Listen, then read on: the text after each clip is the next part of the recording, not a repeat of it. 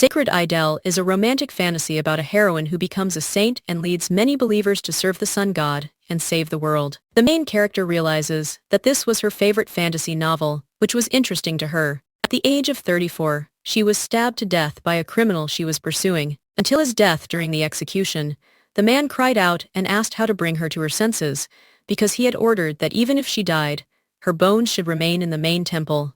The gentleman screams and asks why she keeps crawling into the estate. At this point, the girl wondered if she had really gone to heaven, knowing she had died, which doesn't really look like heaven. The man claims that he can no longer bear to look at her promiscuity, and therefore suggests that she be taken away immediately and locked in a room, and not even given a drop of water. And tomorrow, as soon as it gets light, let them throw her out into the main temple. The girl turns to the gentleman and asks him to wait, because she doesn't understand what it is, because she is very easily dragged away by women who, it seems, don't have much strength. The main character thinks that it can't be, because who came up with the idea that after death, muscles would be taken away? The man says that he has completely lost his appetite, and then asks how much longer he has to look at her face, because he thinks it is disgusting, and therefore suggests that he leave immediately and never come back. The gentleman turns to the lady and calls her Ordell, and upon hearing this name, the girl realized that this was her name. The main character realizes it's a familiar and ominous name. Then she sees messages welcoming her. User Siche Shivan, and the measurement control system. The system reports that she has currently moved to the world of Sacred Idella, and the username is Siha Che, Xiaoban or Del Kiris. Hearing this, the girl was very surprised because she did not understand what kind of movement system this was. The main character thought for a moment and assumed that she had moved into Ordella's body. Kiris. The message stated that he promised to sincerely help her to make her stay in this world comfortable. The little girl looked around and assumed that other people did not see this because they did not have any reaction. Suddenly, the girl is pushed, and she feels like she is about to fall and does not understand what is happening at all. Del Kiris is an ordinary girl from a distant side, branch of the Kiris clan who one day awake and a holy power within herself. Del was just an ordinary girl with little holy power, but Count Kiris wanted to make her a saint, because the family from which the saint came could gain enormous power, and this was useful for him. The Count contacted the high priest of the main temple of the sun god, which was falling into disrepair due to the absence of the saint. The high priest knew that turning an ordinary girl, or Del, into a saint was blasphemy, but he could no longer bear to watch the main temple crumble, and eventually accepted the offer in exchange for donations. And the Count, in order to influence the main temple of the sun god, began to tame Ordell. After being abused and brainwashed, Ordell became a false saint, and later, when the real saint, the main character, took her place, Ordell, envious of the main character, committed all possible atrocities.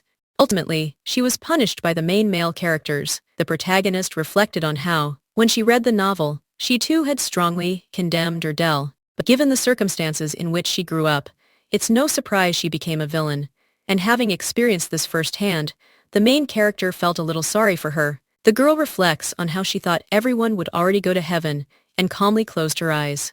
However, she doesn't understand why she ended up in this particular heroine's body. The girl saw a message indicating that the system had accepted her question. Anna took the opportunity to prompt the notification system to explain why this had happened. The main character screams and orders them to return her paradise, because this is not the life she dreamed of.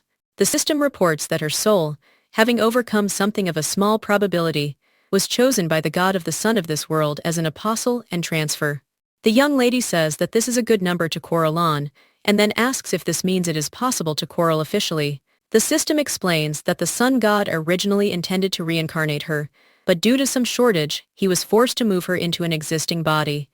The little girl wondered if he wanted to say that he lacked intelligence. And I read that reincarnation was impossible due to the lack of divine power in the god of the sun. The lady thought about how he suddenly became so serious, and then asked what he wanted from her, and suggested that they speak faster.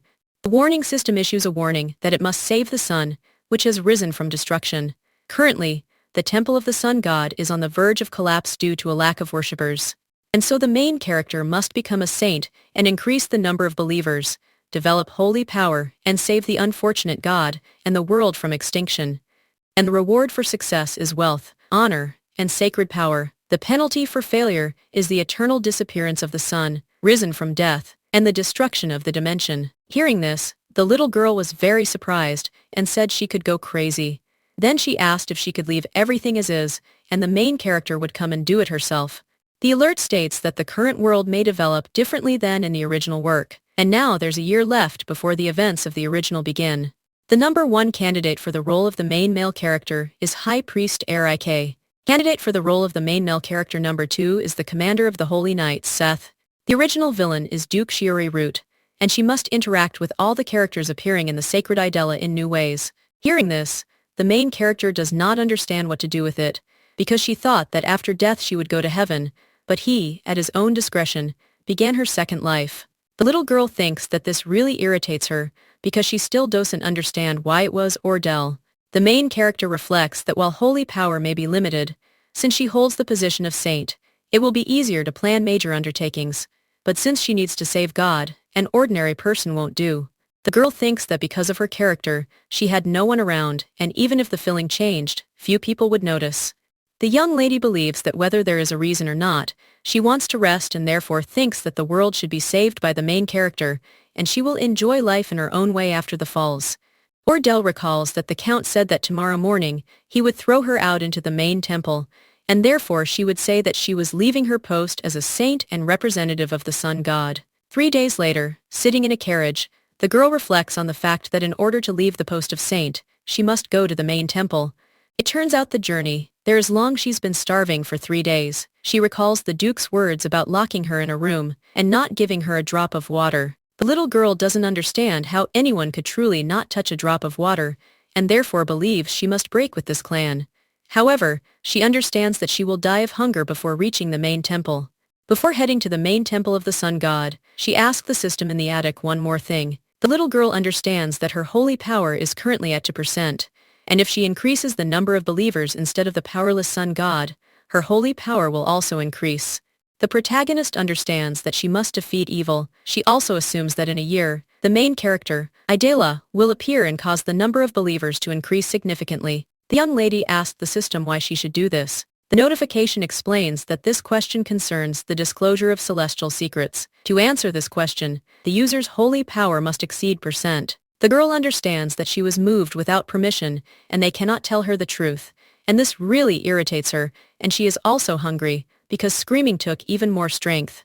Ordell thinks that when she gets there, she will immediately ask for something to eat, because she thinks that an empty stomach also makes her sick, and it seems like she is about to faint. After some time, they arrived at the main temple of the sun god. This temple was very large and powerful. When the girl got out of the carriage, she realized that she was very nauseous and was about to faint. The young lady doesn't understand, but for some reason she suddenly felt a pleasant warmth, and it seems she feels a little better. The young gentleman turns to the girl and calls her a saint, and she asks him to give her food.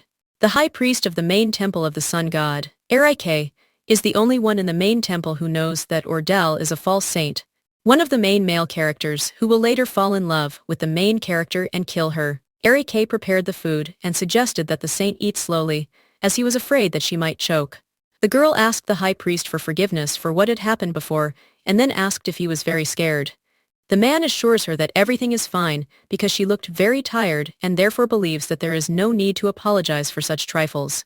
The young lady remembers that Ordell did not hesitate to commit a crime against Rik, but the fact that she suddenly apologizes is strange.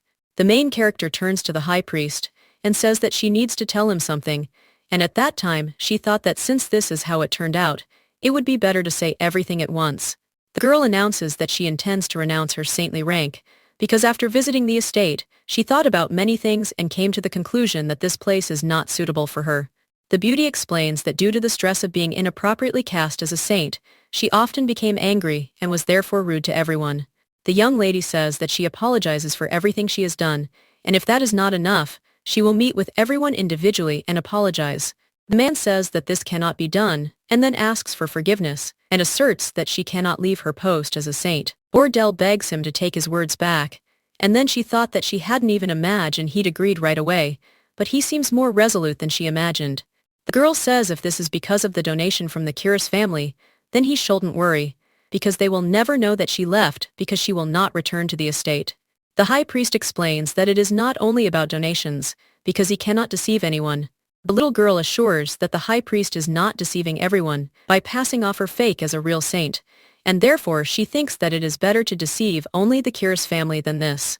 The girl asks this man to change his mind, but he insists that no matter how much she says this, she can't do that. Rik believes that the place where the saint should be is here, in the main temple of the sun god. Then he leaves and closes the door behind him. When the main character was left alone, she thought that she had touched him too deeply, and he got angry. The girl believes that if the issue with donations is resolved, he will let her go calmly.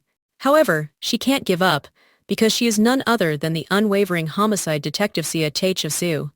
The main character reflects on the fact that she must continue to think about how to convince Rik, and therefore would like to see if there is anything useful in the room. Durdell was not herself because of the food, and did not notice that the room was too luxurious. The azita she was eating was luxurious. The girl understands that according to the plot, the sun god's main temple should be poor, but something's not right. However, she believes something else is more important now. She needs to find out if Durdell has hidden her stash. The little girl understands that in order to live alone she needs money, and when she opens the door she becomes curious about what kind of room this is. The young lady saw a closet filled with a large number of dresses. She thought it was immediately obvious that all the dresses were made of the highest quality fabrics and looked expensive. The main character understands that until now she has been squandering money on luxury, and in this case she will not have even a small stash. The priest approaches the saint, and informs her that he has come to collect the empty vessels.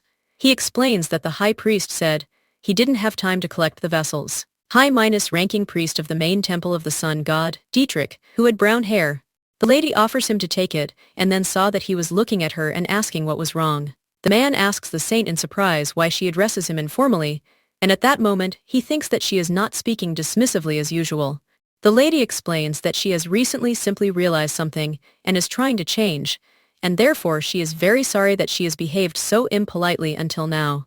The little girl explains that she is not fit to be a saint, and therefore she is going to leave this post soon and go away. Dietrich asks to wait in surprise, because he believes that the holy fast is not a place that one can leave at one's own discretion. The main character asks if it's okay for her to continue to be there. He doesn't know what to say in response. The little girl understands that she can't even say in words that this is normal, and so she thinks that it seems he truly hated Dell. The lady explains that she is not saying that she is leaving right now, because she needs to compensate for the damage to the temple as much as possible. Hearing this, the man was surprised. She repeated that she wanted to compensate for the damage, and it seemed to her that she had been managing the funds of the main temple too freely until now. Dell says that she was just sorting through the clothes, because she thinks there is a lot of them. Few minutes later, the high priest asks if she wants to say that she will sell all the dresses and replenish the treasury of the main temple. The man is interested in whether she will really sell this dress too. Dietrich explains that only that dress was bought with separately received pocket money, and therefore she would like to receive cash for it. The gentleman reports that she said Count Curis bought this dress the very first day she arrived at the main temple, so I wonder why she's lying to sell it. The priest reports that he thought this was some kind of order from the count, but it seems that this is not the case and suggests that perhaps she had a big fight with the count. The man thought that she had finally admitted that the count didn't care about her, because he rarely saw him in person, even during those few meetings. The count was a man who never said a single kind word to Dell, but still she continued to crave his love. If she admitted it, then the changed facial expression and words all become clear, as well as the sudden change in behavior. But the fact that the saint wants to take the money for this dress means that perhaps we should consider that she still has some feelings for the Curis family. Dietrich says that he thinks it would be better if, as the saint says, they sell the dresses and replenish the temple's funds. The priest agrees with him, and offers to do as the saint wishes, and from now on he will be fully responsible for cleaning. Rik suggests monitoring every step and action of the saint in the near future. At this time, Dell is thinking that this dress will probably cost quite a lot, and therefore she will leave only one for a rainy day. The main character understands that she has a weekday without work, and she sleeps well because the bed is very comfortable. The girl thinks that it really is like a dream, because it's just like some kind of paradise, because everything is done on time, they feed and clean. And even if she stays up late, no one will say a word, so she thinks being a saint isn't so bad either, and so she decides to stay for a year or two.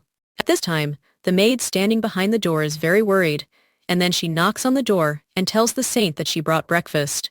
Dell looked at her and thought that the food had arrived, and it was just in time because she was hungry. The maid was very afraid and then screamed and asked for forgiveness because she had made a sound again.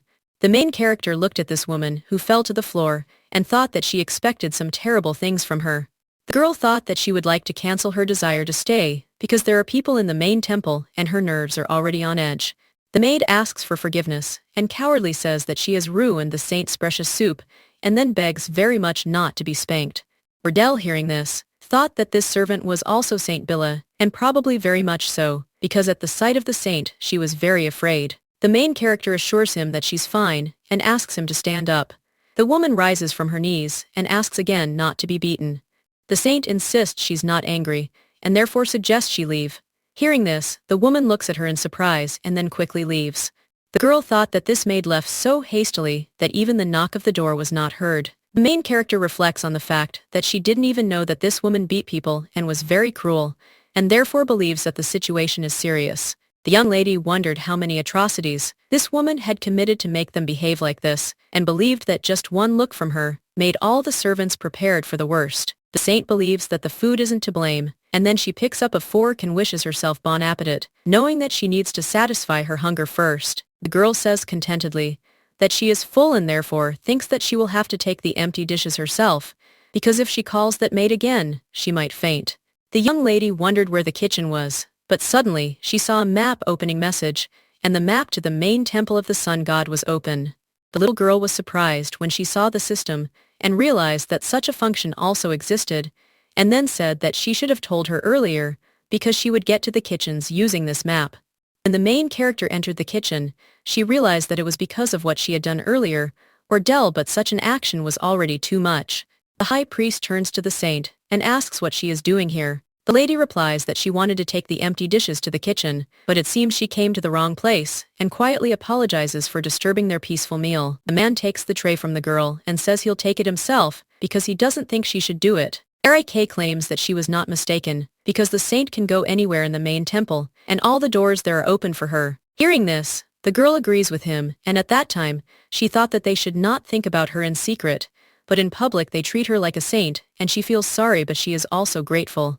Gale looked at the table, and wondered why these people were eating thin soup and stale bread. She felt a little sorry for them, considering they were eating such meager food.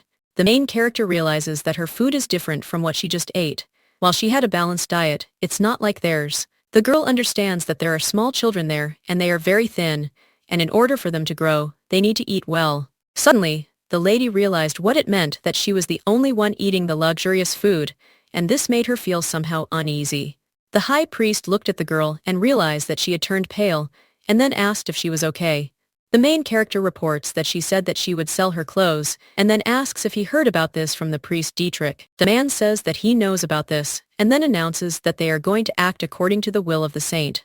Gale orders that this be done as quickly as possible, and that the money be used to first improve nutrition and immediately change the children's diet. The young lady says that from now on, she will also eat what they eat and therefore suggests that they think carefully about how to improve their diet. Relic, surprised, asks if she's really sure of that. Milady confirms that it is and suggests he ask no more questions about it. The main character screams and suggests that they start right now, and at that moment she thinks that the children are probably very hungry. The girl went outside for a walk, and at that time she thought about what she knew about the main temple of the sun god being poor. The garden in the palace was very dull and there were no flowers in it, so it looked poor. The young lady recalls the corridor she saw along the way and understood that it needed repairs and a prayer room that needed to be clean. When the women saw the saint, they fell to their knees and asked for forgiveness for the fact that they were praying at that time. Gale couldn't even imagine how terrible it would be. However, she tried to ignore it, thinking that when Idella showed up, everything would be resolved. However, the little girl never imagined that the people in the main temple would suffer from poverty until then, and since she had already seen it, she had to do something to change it. The saint asks the system if it is possible to add a reward for successfully completing the quest. The girl says that a successful life as a saint does not particularly interest her, and therefore she asks if it is possible to arrange it, so that when she dies in this life, she will rest peacefully in heaven.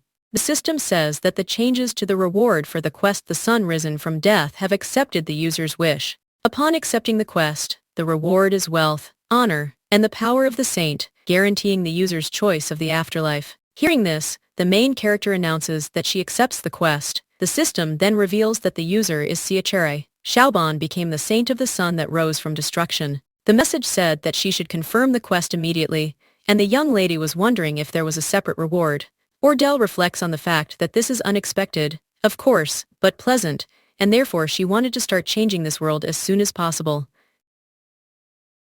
However, the main character thought that there were prying eyes now, and therefore she had to do it later.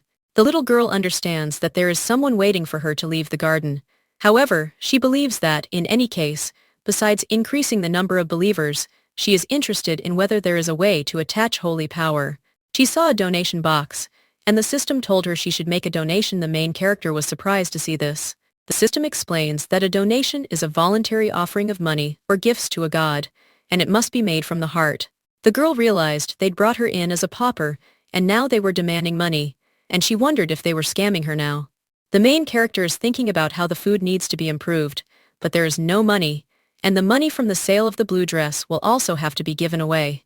The saint believes that this is the very first thing that needs to be done now, and therefore, everyone will soon see how she will change the main temple.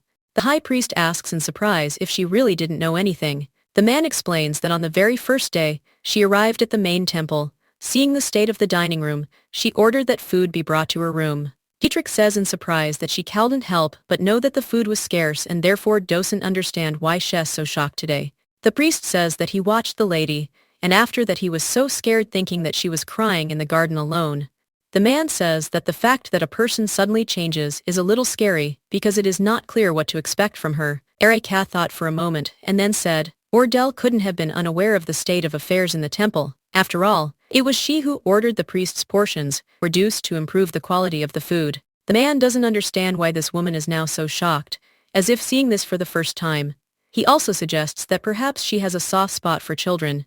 And then he remembers that this woman always screamed and swore, but never raised her hand to children. And if you remember her behavior towards people up to now, it's not so much a special weakness for children. What is more, after the trip to the Count's estate, she had a change of heart, and this seems more like the truth. The high priest informs her that he cannot allow her to do as she wishes. After all, among the ways to strengthen the powers of the deity she serves is to absorb other major temples. If it becomes known that the saint has disappeared, other major temples will immediately begin to threaten this place, and Ordell, who remains alone, will certainly be in danger. But it would not be an exaggeration to say that the existence of the main temple depends on the presence or absence of the one whom God loves. The man believes that even though she is a fake, thanks to her they were able to at least somehow support the main temple. Dietrich knows that until now they have tolerated all her numerous atrocities and all her whims have gone unpunished, and they have only quietly watched. The priest addresses A. Wairiku and says that the commander of the Holy Knights reported that he will complete the away mission and arrive tomorrow. Because it's been 6 months since he was sent away and time flies so fast that before they knew it, he was back. The sword that protects their main temple of the sun god, the commander of the Holy Knights, Seth Noan Erik says that if he is with them, he will feel calmer. The high priest says that as soon as he arrives, they should report this to him immediately. The main character thought for a bit, and then turned to the high priest, and said that she would like to look into the kitchen, and then asked him if he would go with her. The girl claims that it is a bit urgent, and therefore does not accept any excuses, because he must accompany her. When the saint came into the kitchen, she was surprised because at that moment, there was a man in the kitchen, and she asked in surprise who he was. The man was very surprised when he saw the saint, then said his name was Kentu, and that he was a chef. He then asked what she was doing there at that moment. The lady reports that the chef's food was particularly excellent today, so she came in to express her gratitude. Hearing this, the men thought that perhaps this was a sophisticated way of saying that the food was not very good. And at this time, the girl thought that there could be no talk of gratitude, because she came to cleanse him. According to the original, Kentu was a spy for Count Kiris, who under the pretext of paying for food, appropriated part of the Count's donations to the main temple. In other words, a scoundrel of the highest caliber. To change an organization, you first need to root out internal corruption. In the novel, he said that the stash he hid was in the kitchen, because that was the best way to always be close to her. The main character noticed some traces on the floor as if something had been dragged. The high priest explains that he came because the saint wanted to inspect the kitchen, and therefore did not think that Kenta would still be there. The chef says that he understands, and then asks if they would like to come tomorrow after lunch, explaining that he still needs to prepare the ingredients. However, the girl seemed not to hear him, because she knew why she came, and she did not want to leave without this thing. The man screams, asks what she is doing and orders her to leave there immediately. Hearing this, the main character realized that he reacted quickly, and believed that there was something in this wall after all. Kenta became nervous and screamed at her not to touch it, but the woman didn't seem to hear him and found a way to open the hidden door. Gale explains that she herself was surprised, because for some reason, she wanted to push, so she tried to do it. The girl says in surprise that who knew that there could be so much money inside, as if someone had hidden it or appropriated it. The main character reflects that uncovering corruption is a detective's forte. Xiaoban, she doesn't remember the exact location, but she quickly finds places where such scoundrels hide money. The high priest turns to the chef and asks if an explanation is needed regarding the situation, and then asks if he screamed when the saint approached the wall because of what is inside. Eric asks if he really means to say he doesn't know. Meanwhile, the girl realized that when he's angry, he uses polite language, and that's even scarier. The man realized that he was caught and then claims that it was a misunderstanding because he can explain everything. The saint asks what exactly is the misunderstanding, and then believes that he will have to explain it properly.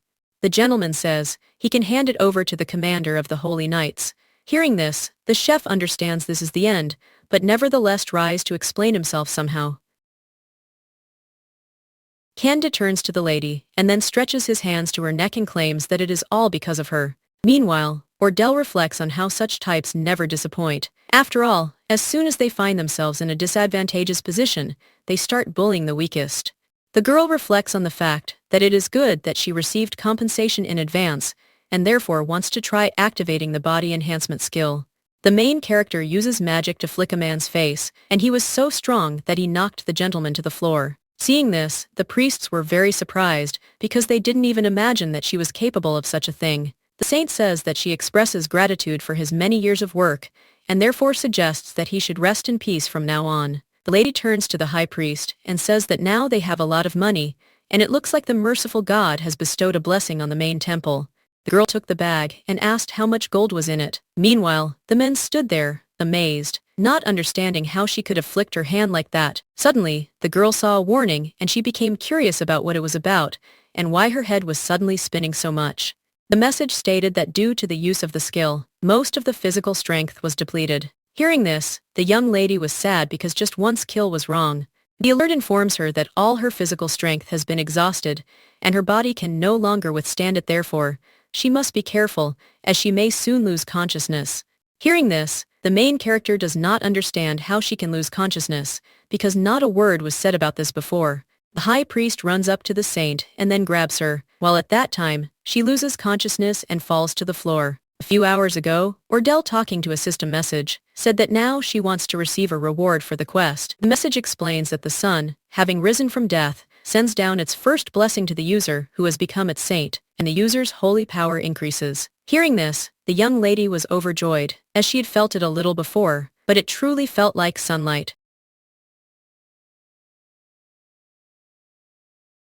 The girl believes that this power has increased by 10%, and then the total holy power will be 12%. The notification says that their son was naked like the falcon, and the user's holy power has reached 5%, and she receives the body enhancement skill. From this point on, the user can use holy power to strengthen their body, or individual body parts. However, if the user's base physical strength is insufficient, there may be limitations to the skill's use. The girl recalls that there was no mention of losing consciousness or anything like that. Ordell says that then she won't need such an incredible swing as in her past life. The main character reads that if the user's basic physical strength is insufficient, there may be restrictions on the use of the skill. After reading about this, the girl realized that she had missed it, and thinks that this should be written in big letters. And this damn status window. Eric turns to the saint and asks if she's come to her senses yet. He says he was so scared when she suddenly fell, and then asks how she's feeling. The girl, surprised, asks where she is, and at that moment she realizes that she has fainted from exhaustion,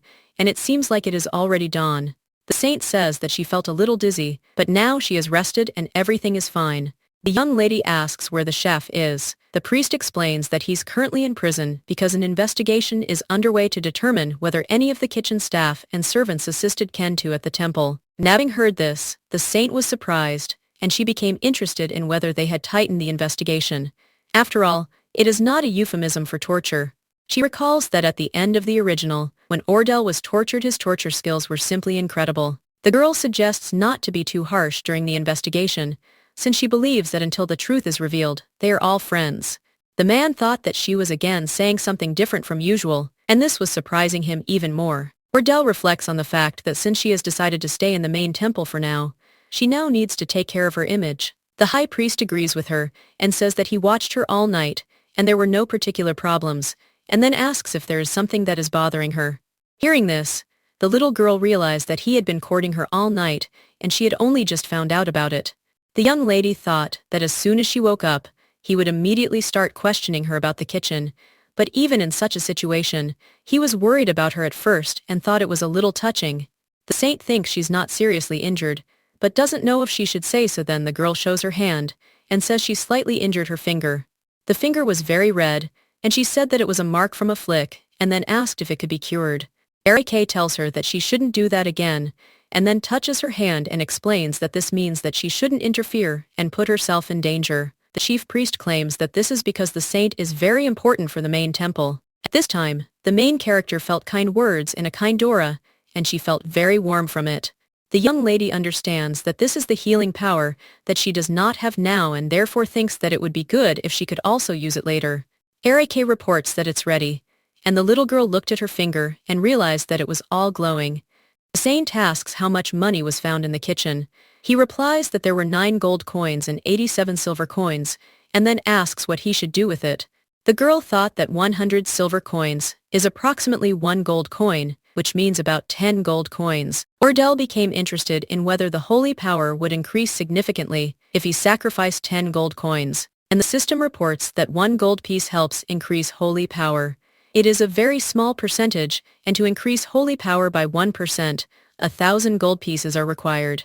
Hearing this, the main character was surprised because she quickly calculated that she needed 100 gold, and if she had this money, she would reach the 100% level. When the girl turned this money into this, she realized that this was a mind-blowing sum that she would never earn in her entire life. The man looked at the saint in surprise, and then asked what the other gesture she had just made meant. The lady explains that she was momentarily angry that the chef was trying to pocket so much money, and then smiled and claimed that it was nothing special. The high priest asks if she wants to explain what happened in the kitchen, and at that time, the lady thought that he would not leave her alone so easily. Eric asks how she found out about the chef's thefts, and that there was such a secret place in the kitchen. He believes that an explanation is needed about this. At this time, the main character thought that she could not say what she knew because she had read the entire novel. The saint claims that this is a coincidence, and at that time, she thought that now she could only explain it this way, and then she became interested in whether he would interrogate her. The man asks if she is talking about an accident, and thinks that this cannot be true, since no one knew about this hiding place for so many years. The main character claims to have very good intuition, and that sometimes, just like that, inspiration strikes. She believes that this is probably divine inspiration. The girl looked at the surprised man and thought that his words were so brazen that he was speechless and thought that the operation was a success. The young lady believes that for now, he simply has to come to terms with it, because someday, the time will come, and she will explain everything. However, the little girl understands that her investigation is not over because there are still things that need to be done. That same day, late at night, the man came into the kitchen and then opened the hiding place and did not understand why it was not being pulled out. The chef put all the money in a bag and was very angry because he still had to do this. Kenta believes that this impudent girl has been aiding in the theft all this time and now dared to accuse him in front of the high priest. The man thought that he only endured this because when that very commander of the Holy Knights arrives, it will be the end for him. Kenta realizes that he only has time until tonight and thinks that he needs to quickly gather the rest and leave. Suddenly he saw the saint and she turned to him and asked if he had found all her money. The man thought it was a ghost and was very scared. Ordia insists it's not a ghost and is offended that she's being confused with such evil spirits. The lady assures that he is not the only spy in the temple, and that is why she knew that he would escape from prison with the help of another guy in return for the money. The main character wonders if he is the only one who hid this money and asks if she is right. The lady thought that the criminal would definitely return to the scene of the crime, because she had many years of experience in ambush, and she had the bastard in the palm of her hand. The saint claims that he worked hard to take out all the money, and then says that she didn't know exactly where all the embezzled funds were, and that she needed to conserve her strength. Kenta says that he already wanted to finish her off before leaving, and thinks that everything turned out perfectly, and then asks if she even knows whose orders he is following. The man screams and says that it is Count Kiris himself, and then asks how she, a fake, dares to interfere with the Count's affairs. The chef orders her to immediately fall on her knees before him and ask for forgiveness, otherwise he will similarly report this to the Count. The lady wonders what will happen if she doesn't kneel and what he can do to her. The man asked in surprise what she was saying, and the girl requested the activation of the strength enhancement skill and then punched him in the face. The main character understands that in a fight, the one who hits first wins, and she does not understand who dares to order her to kneel. Kenta says it's a cursed woman, and then asks why she hit him again. After the blow, the girl thought that she was afraid of fainting again and adjusted her holy power, but this time, it seemed she hit too weakly. The chef asks her if she thinks he'll fall for it a second time, just like he did the first time. He says that since that's how it turned out, he'll take her to the Count's fucking head, and then the Count will forgive him. The man grabs a knife and moves toward the girl. She just looks at him in surprise and wonders if he's lost his mind. The baby understands that she won't be able to dodge him because he is too close and can pierce her. Suddenly, the commander of the Holy Knights appears in the room and uses his sword to wound the man. The knight turns to the lady and asks if she's okay. The little girl thought he was just in time, as she couldn't even imagine what would have happened if he'd been even a minute late. Seth asks the lady if she's hurt anywhere. She just looks at him in surprise and thinks about that silver hair and blue eyes, and realizes it's Seth, the commander of the Holy Knights. The saint believes that this is such incredible beauty, and she became interested in whether this is the aura of the second candidate for the main male characters. If the high priest is the shield of the main character Adla, then the commander of the Holy Knights is her sword that punishes enemies. The girl thought about what she heard, that he was on a business trip and did not understand how he ended up in this place. The knight asks the man how he dares to steal from the sacred main temple and also inquires whether he really seeks death. Seth says he definitely heard that this bastard was in prison, and then asks how he ended up here. At this time, the main character thought that she never even imagined that she would see the commander of the Holy Knights in this place. She thinks that there is nothing to be done because the plan to cope alone seems to be unworkable. The saint turns to the commander of the knights and says that this is not all, and then reports that this guy was just getting the embezzled money from another place. The little girl thought that she was changing her plan to tell everything, and then reported that in addition to what was discovered, he hid even more money and these silver coins inside were proof of that. Kenta turns to the commander of the Holy Knights and screams, telling him not to believe her words, because she is a woman. But the saint interrupts him, and claims that the criminal's words cannot be trusted, and therefore suggests that the commander of the Holy Knights not listen to him. The girl said she believed he needed to be interrogated immediately, and everything returned. Hearing this, the chef was terrified. And the main character reflects on the fact that it seems he thought to avoid danger by revealing that she is a false saint, but that won't work with her. The commander of the Holy Knights informs him that as a special favor he gives him the right to choose either he confesses where all the embezzled money is and saves his worthless life. Seth is offering to either end his life right now, and so he must choose and say the right answer. The man fearfully says that he will tell everything, and then falls to his knees and asks to be welcomed. The high priest enters the room and addresses the commander of the Holy Knights, saying that he was informed that he had come to this place. When the priest saw the chef, he was very surprised, as he couldn't understand how he ended up in the kitchen. He was also surprised why the saint was there too. The main character waved her hand at him and said that they saw each other in the morning, and that they also had the chance to see each other in the evening, and then she smiled. The commander of the Holy Knights asks in surprise if he said that this woman is a saint, and then looks at the girl. Without thinking twice, Seth took the girl in his arms, but still decided to confirm whether she really was a saint and asked about it directly.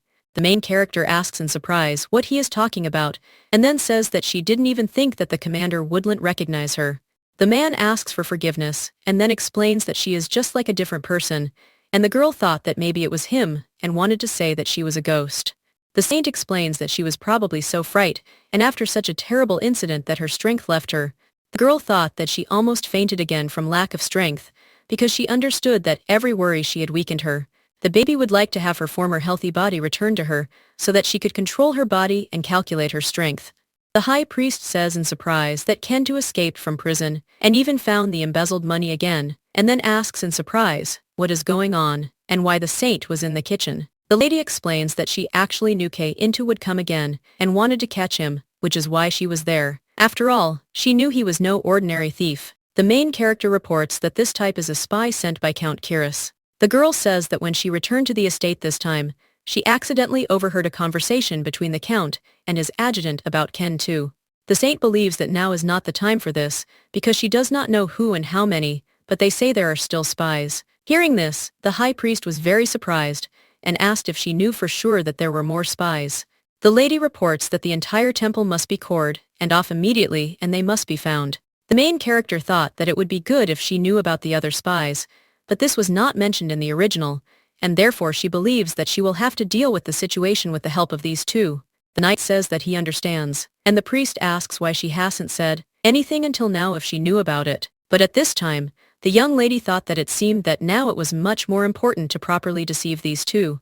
The saint says that she was always in doubt whether to tell the temple about this or keep her father's secret. The girl says that, however, when she returned to the main temple knowing everything began to look different. The luxury she passed on, unaware that someone else was stealing the money. Because of this, the church became even more impoverished, the children suffered, and all of that. Ordell says that she is very sorry for both of them, and then says that she wants to apologize to others for what she did. The lady swears that from now on, she will put the main temple above all else, because she would like beautiful flowers to bloom in the garden and for the children not to go hungry. Priest says in surprise that she could have said this earlier, and then asks why she didn't do it. She explains that because there was no evidence, and she was going to report it when she was caught with such irrefutable evidence. The girl reports that of course she didn't even think that the commander of the Holy Knights would appear there, and therefore was surprised. The saint asks if they can now at least believe a little that she will change, because her intention to change for the sake of the main temple is sincere. When the knight was left alone with Trike, he said that during his absence she seemed to have changed a lot, although he had not often seen the saint before. The priest says that it seems that after a recent trip to the Count's estate, a great change of heart has occurred in her, and her character has really changed a lot. The high priest suggests that the commander of the Holy Knights find the remaining spies before it is too late. Seth says that he will immediately issue an order to cordon off and check everyone who lives in this estate. The priest asks to try not to frighten the children, but to check everyone thoroughly so that no doubts remain. And in the meantime, he will interrogate Ken too and obtain a confession. The next morning, the commander of the Holy Knights is surprised to hear that he smells the liquid paint and wonders if he spent the whole night in prison. Eric explains that he tried to wash himself as best he could, and then asks if the smell still remains. Seth believes that an ordinary person might not notice, but they might smell it in the room, and therefore suggests opening the windows in the living room right away. The priest says that fortunately, the saint takes a long time to get ready, and at the same time realized that now she does not dress up, because she ordered to get rid of all the dresses and talks about it. Her suspicious actions, and the fact that she asked for an apology for what she did, and it seems like it's all sincere. The priest thought that if she had any feelings left for the Count, she would not have cut off his limbs. The fact that she didn't tell him right away is probably because there was still no trust between them. Erika reflects that if she truly decided to change, then he should change too. The maid turns to the high priest and the commander of the Holy Knights and then, screaming, reports that trouble has happened. The maid continues to explain that no matter how much she knocked, there was no answer, and so she decided to open the door, and when she entered the room, she realized that the saint was nowhere to be found. Hearing this, the men looked at her in surprise, because they could not even imagine such a thing. At this time, at the estate, the assistant informs the master that they have discovered the location of the one he was looking for. The man reports that he has found the location of the sacred artifact of light. He asks in surprise where it is. The assistant explains that in the temple located in the northwest of the empire. The gentleman asks, surprised, if there was also a temple in the northwest. He explains that he himself only just learned about it during his investigation, and it appears to be a temple almost on the verge of abandonment. The man says that it is completely unclear what god they worship there. Hearing this, the Duke reports that no matter how much he looked, he couldn't find it, and it turns out he was in such a remote place, and he was already sick of this tobacco. The owner orders everything necessary to be prepared immediately, as they are leaving immediately. Meanwhile, she thought that this was her last chance to escape the suffering that had bound her entire life. The man thought that it was a sacred artifact of light, and he must get it at any cost. At this time, the main character thought that she had only walked for about a minute, and just walked a little, and did not understand why she felt as if she was dying. The girl thinks how fragile this body is, and yet she absolutely can't do it. She wonders if this damn system has turned her into a paper human. The young lady does not understand how the Ordell from the original managed to commit all these atrocities in such a pathetic body. The baby lay down on the ground and saw birds in the sky that were heading towards her. She screamed and told them not to come near her because she had not died yet. Suddenly, the girl realized that she might soon die, and that this would be the end of her second short life, and that she might even feel sick. Men approached the saint and asked what is going on. She looked at the high priest and the commander of the holy knights in surprise, and then said that she had no strength at all. The lady says that if it weren't for the two of them, she probably would have died during this training, and then expresses her deep gratitude to them. Eric asks in surprise what kind of grueling workout it was, and at that moment he thought that it was just a fast walk for 1 minute. The saint asks in any case to forgive them for forcing them to come even to this place. Seth explains that they were very worried about the high priest when they learned that she had suddenly disappeared, and speculates that they thought she had escaped. The saint says that from now on she intends to train from 6 to 7 in the morning, so let them keep that in mind. The knight says that he understands, and will therefore provide security during this time. The main character objects and explains that this is a light training session, and therefore believes that security will not be needed since there is no danger, and no one comes to their temple anyway. The girl thought these were truthful words spoken without any malicious intent, and the priest thought it was, of course, so depressing. The saint says that her protection is much less important than the problem with the spy and therefore suggests that they deal with that first, and then asks how things are going there.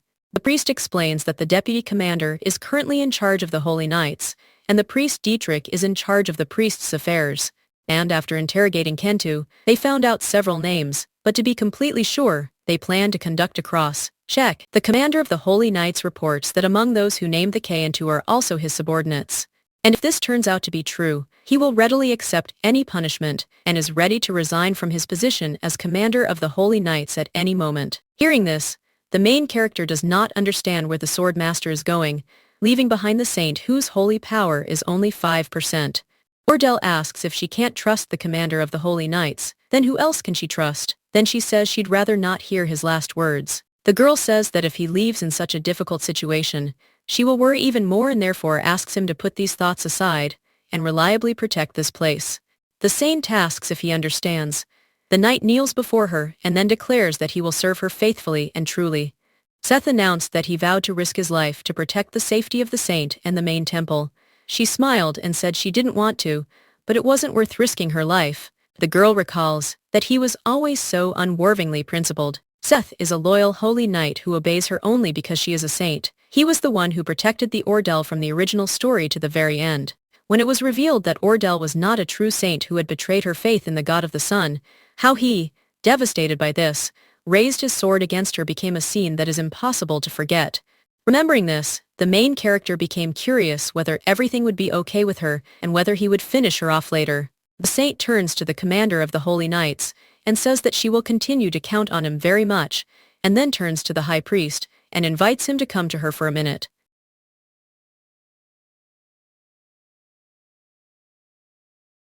The girl quietly asks Ik in his ear if it is true that the commander of the Holy Knights still does not know that she is a false saint. She says that someday he will undoubtedly learn the truth, but she would prefer that he remain in the dark for now. Ordell recalls that she said earlier that she was going to leave the main temple, and she intends to officially take those words back. The lady explains that before she could not become attached to the temple, because she always thought that she was exiled here, because her family had abandoned her, but from now on she will diligently serve as a saint. The girl says that even though she is a fake and does not have enough holy power, she will try very hard. And of course, if a real saint appears later, she will immediately give up her place to her without hesitation, and therefore suggest to the priest not to worry. Hearing this, he thought that this lady who decided to change could say such a thing. Erika says that from the very moment she entered this main temple as a saint, she truly became one. Hearing this, the main character does not understand how these people can treat her like this, because she knows that Ordell has ignored, despised and humiliated them until now.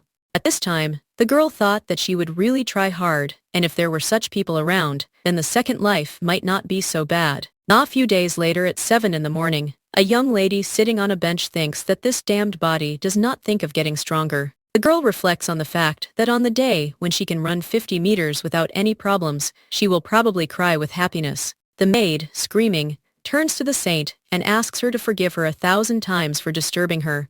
And at this time, The lady thought that this problem of them falling on their faces, at the mere sight of her also, needed to be urgently resolved. The maid reports that someone came to the saint outside, and said that he came to deliver a message from Count Kiris. Hearing this, the main character was surprised, and thought that now that the identification of the spies was over, she was still waiting for him to deign to appear.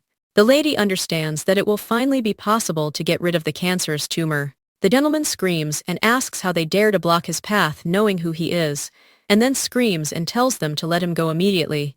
The Duke, waving his hands, says that if they are not well-mannered, then he will properly teach them reason, and then asks if they think that he will leave everything so simply. The maid fell to her knees and asked for forgiveness, and then she held her cheek, which was very red from the beating, with her hand.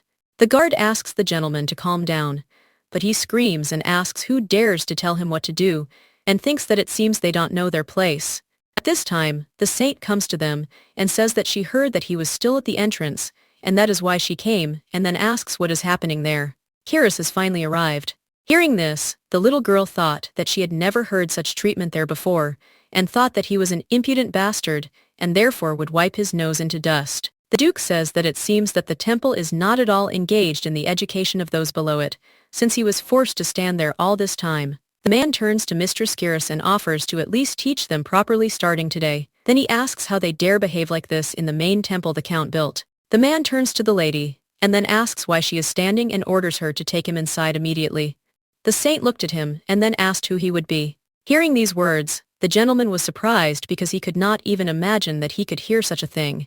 The man asks how she can't know the name of the Count's confidant. She calmly asks how she can remember all such trifles. The lady asks what kind of important name is this to be carried around like that, and who is he anyway? The maid reminds that she had previously said that this was Baron William Gale. The lady thanked him for what she had told her, and then she thought about how he had just hit such a small child. Ordell addresses the knights, and offers to take the novice and help her, and then says what violence is in the sacred main temple. The girl says that she doesn't even know who needs education there more, and asks the Baron about it. He explains that he arrived on the Count's orders, but they didn't recognize him, and even said that permission was needed, and therefore he believes that it is entirely their fault. The lady says that if an uninvited guest appears and breaks in without permission, he must be stopped. Ordell claims that if he wanted to enter here easily, he needed to get permission from the high priest or the commander of the holy knights. The girl asks if this is his position in this main temple, and if it were up to her, she would throw him out, but she will give him a chance. The saint says that he can return as he is or enter quietly. The main character asks if they know how scared she was when she received the report, because it is unknown what harm this guy who only knows how to wave his fists can cause. The commander of the Holy Knights says that, moreover, this man, who brought more than 10 knights with him to their main temple, a holy meeting in private is absolutely out of the question. The lady thought that she could deal with this shameless, impudent and ignorant guy even in a private meeting. The little girl looked at the men, and thought that they both played these roles surprisingly well. Ordell's room, she says that as she thought, as soon as the connection with the spy was interrupted, the Count noticed this and sent Gale. The lady believes that Gale will probably threaten using donations as a pretext, but they currently have no income at all, so becoming enemies with the Count is impossible. The priest asks in surprise what she is going to do then, and what options there are. The little girl says that they only identified 8 spies, including Ken too, and therefore, she is going to use this and carry out the plan herself. The girl says that the 2 of them must take care of the affairs of the main temple, and before doing this she needs their help. The lady suggests pretending that they can't leave her alone, with Gale under any circumstances, and making a stern face, and then, as if she didn't want to, give in and leave. At this time, the main character reflects on the fact that although she asked them, they have already gotten into character. The saint says she has an important conversation, and so they can leave for now. The knight says he'll leave the holy knights outside, and if anything happens, she should shout and they'll rush over immediately. The girl thought that she hadn't even imagined that even such a pedantic Seth would play so well. The Baron addresses, Ordell Kiris asks if she is in her right mind, and also wonders what Mr. Kiris will say if he finds out about her current behavior. The lady believes that he probably won't be angry, but he will be the one to deal with it when he reports, not her. The little girl says that it seems he thought that if he mentioned the Count she would beg and grovel, and then asks if that is true. The main character explains that if you think about it, she has been acting too much like a sufferer until now, although there was no reason for this, and it's not surprising, because she is now a saint. The Baron angrily asks how dare she, a false saint who took this place thanks to the Count's mercy, behave like this. The girl thinks that he said the right thing, because she is a fake, and then asks what's the point. Milady says that even if it becomes known that she's a false saint, she'll only be slightly disgraced, that's all. Then she asks what will happen to the count who made his adopted daughter a false saint out of a lust for power. The little girl says that Boron Gale is now a person whose weakness, her role as a false saint, is not her but Count Kiris and him. After these words, the main character thought that it was well said, because the whip had worked similarly, and therefore she believed that she could also give a carrot, and that the Count's family needed to be robbed. Ordell claims that of course she has not forgotten about the mercy of the Count, and thanks to the Count, she enjoys this luxurious life of a saint. The girl explains that she is just a little angry because she is constantly being ignored, and therefore, now she is going to properly play the role of a saint. Hearing this, the man asks in surprise what she said. The little girl asks if he came here because of the spy. The saint asks, though how could it be otherwise? After all, she was the one who reported Shefkind as thefts. The high priest and the commander of the Holy Knights conducted an investigation and caught all the spies. The Baron asks in surprise why she did this, and thinks that since these two already found out, it will be difficult to introduce a new spy. The lady assures him that she has earned his trust, and then asks him if he saw how worried they both were about her. The little girl says that if she just wants to control these people, it's a piece of cake for her. At this time, the man thought that the high priest and commander of the Holy Knights and the saint may be a fake, but it is difficult to deceive people like them. The girl says that she tries hard and therefore quickly gained trust, and then asks if this is true. The lady believes that if she plays the role of a saint properly, there will be no need to introduce new spies, and therefore she will become a spy herself. The saint asks if she still looks like the incompetent Mrs. Kiris. Then she tells her to return and tell the Count to stop planning spies and wait quietly. And that's because, like a true saint, she'll bring him real money. At that moment, the little girl thought that, of course, this was a lie, because why on earth would she give money to the Count? At this point, the men began to wonder if the saint would be okay. The high priest said the living room was well soundproof, but if there was a loud scream, the Holy Knights would certainly hear. Seth says that the saint needs to be assigned a personal knight, because he believes that she is truly an unpredictable person. Erik agrees with him, thinking it's best this way. Suddenly, the knight noticed it looked like someone had arrived at the main temple. The commander of the Holy Knights thinks that these are people from the Kiris clan again, but when he looked at the carriage, he realized that it was not them. Meanwhile, the protagonist offers the Baron to convey her proposal to the Count. The man says he doesn't know whether he'll accept the offer, but he'll pass it on. Suddenly, the lady saw a stranger, and she became curious about who else had come, and then she asked the high priest who this man was.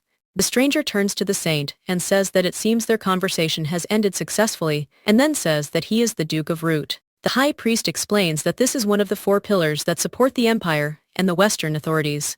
The main character knows that this is the original villain, Duke Shiri Root, but she does not understand why the main boss appeared here. The girl wonders why he came so early, and whether this is really the Root she knows. Suddenly, the system opens the content of the novel, the Sacred Idella, and searches for the desired user phrase. And then in the message, he writes that the soul that was tossed about in chaos and destruction, consumed by absolute evil, has found peace. In the gaze, devoid of a single glimmer of light, the darkness of death reigned, like the embodiment of despair itself. Root, head of one of the 4 ducal houses of the Empire, the only one in whose veins the blood of the imperial family did not flow. Character whose appeal made him incredibly popular until his downfall. He did everything he could to put a spoke in the wheel of the main character and her lovers, being a cold-blooded and ruthless villain. However, the main character does not understand what the hell this very Root Shiori is doing in this temple, and why he appeared now.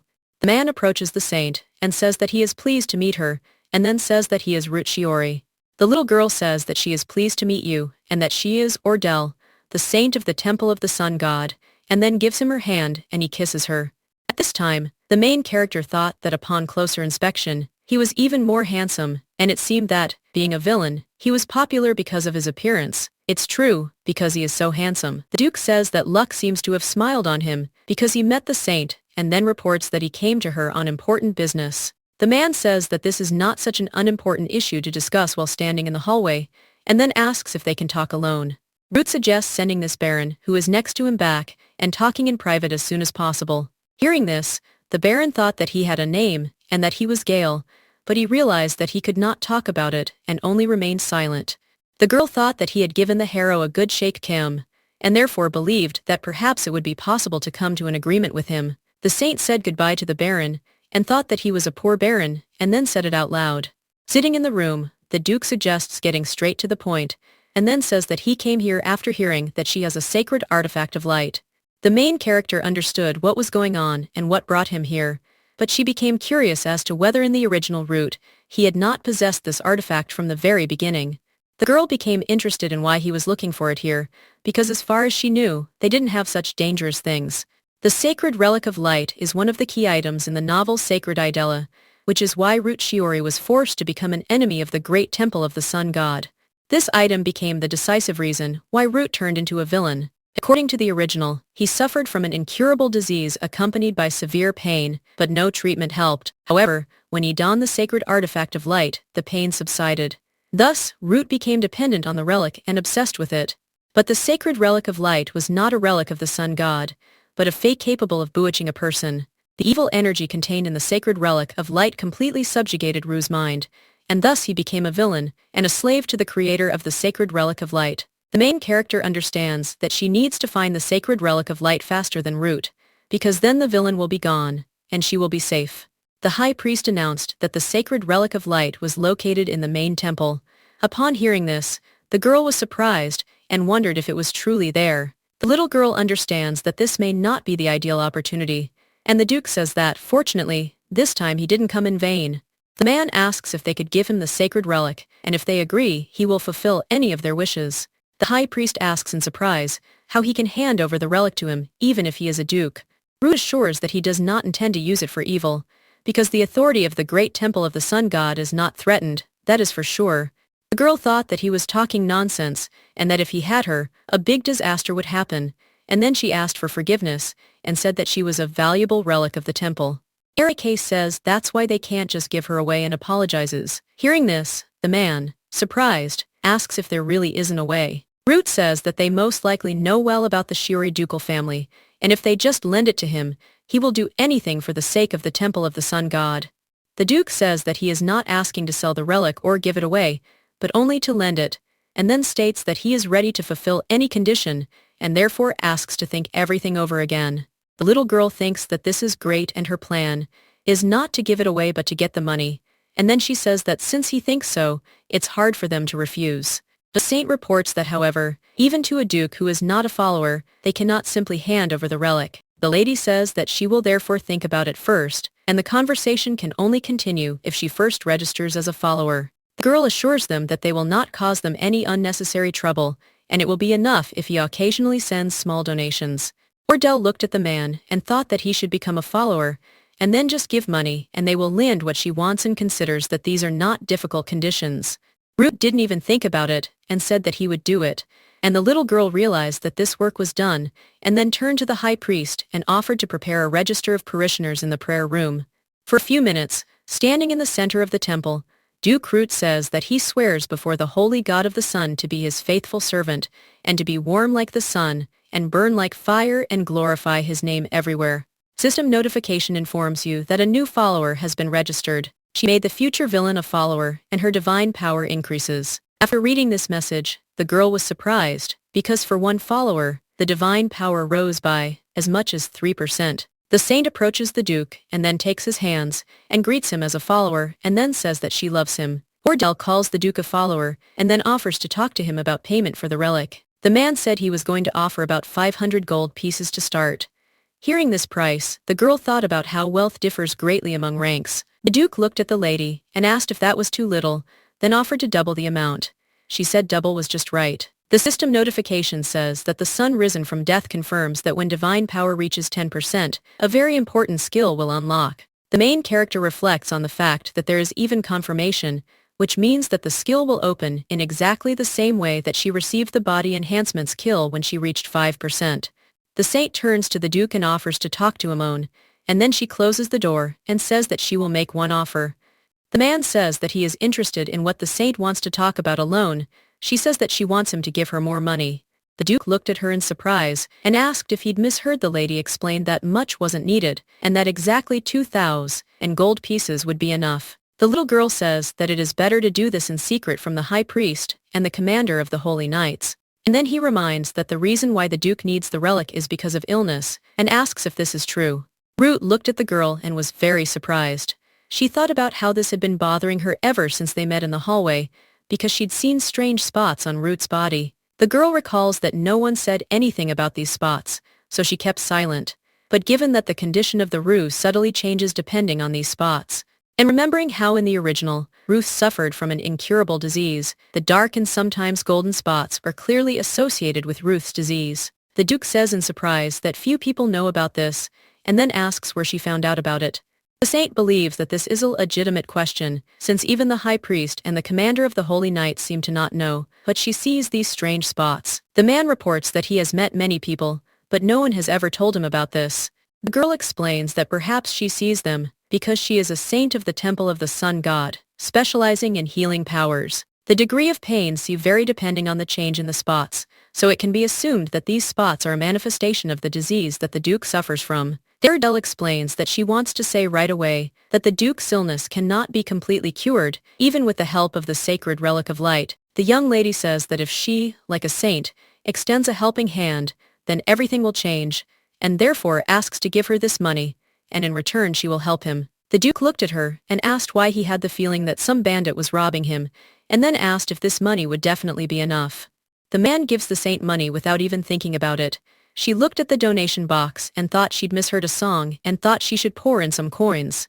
The system notification states that 2,000 gold have been deposited. Thanks to the devotion of a faithful follower, the sun risen from death restores part of its power, and the current divine power becomes 10%. The exclusive holy blessing skill is unlocked. This includes healing through blessing, and the ability to apply blessings to items. Hearing this, the main character realized that the skill was a blessing, and it seemed to her that Erik used it on her last time. The young lady reflects on how useful this must be and then thanks the sun god for his support. The Duke looked at the saint and asked if there had just been spatial shift magic. The girl thought about how she had recently decided to live properly and fulfill her duties, but had already become a saint, capable of bestowing blessings. The lady says that their precious believer is Root Shiori, and then asks how long he has been waiting. The little girl says that she will then rather go look for the sacred relic and suggests waiting a little longer. Only now Root began to worry whether he had been accidentally deceived, because he had seen how the saint was intoxicated with gold. The Duke thought that the saint was strange, because he became interested in whether the sacred relic really existed. Descending the stairs, the main character says that it's amazing to think that there is such a mysterious place under the temple, and believes that it's not for nothing that this place is called Holy Land. The girl wonders if this place maintains its appearance even if it is not specially looked after. The commander of the Holy Knights explains that this is because it is a place that was directly touched by the hand of God. Seth doesn't understand where this sacred relic is located, because the high priest is in charge of this place, so he knows almost nothing about it. The saint says that then she will go and let the high priest count the money for the transfer of the shrine, and consider that she masterfully snatched the gold. The main character reflects on the fact that she cannot give up the holy relic, so she was going to replace it with something else, but if she goes with ire, she is afraid of encountering resistance.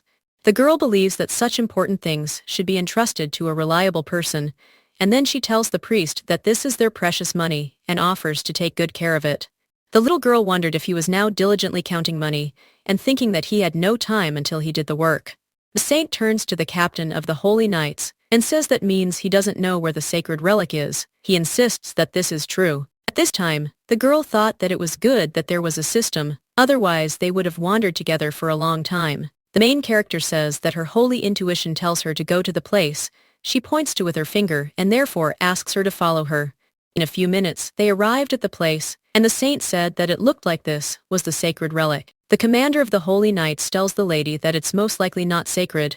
She thinks it looks like a relic of darkness, and asks if that's true, insisting it's not a relic of the sun god. The knight says that this cannot be, because as far as he knows, it was personally made by a previous high-ranking priest. The man believes that either he was a traitor, or he was not originally a priest who believed in the god of the sun, or more precisely, both.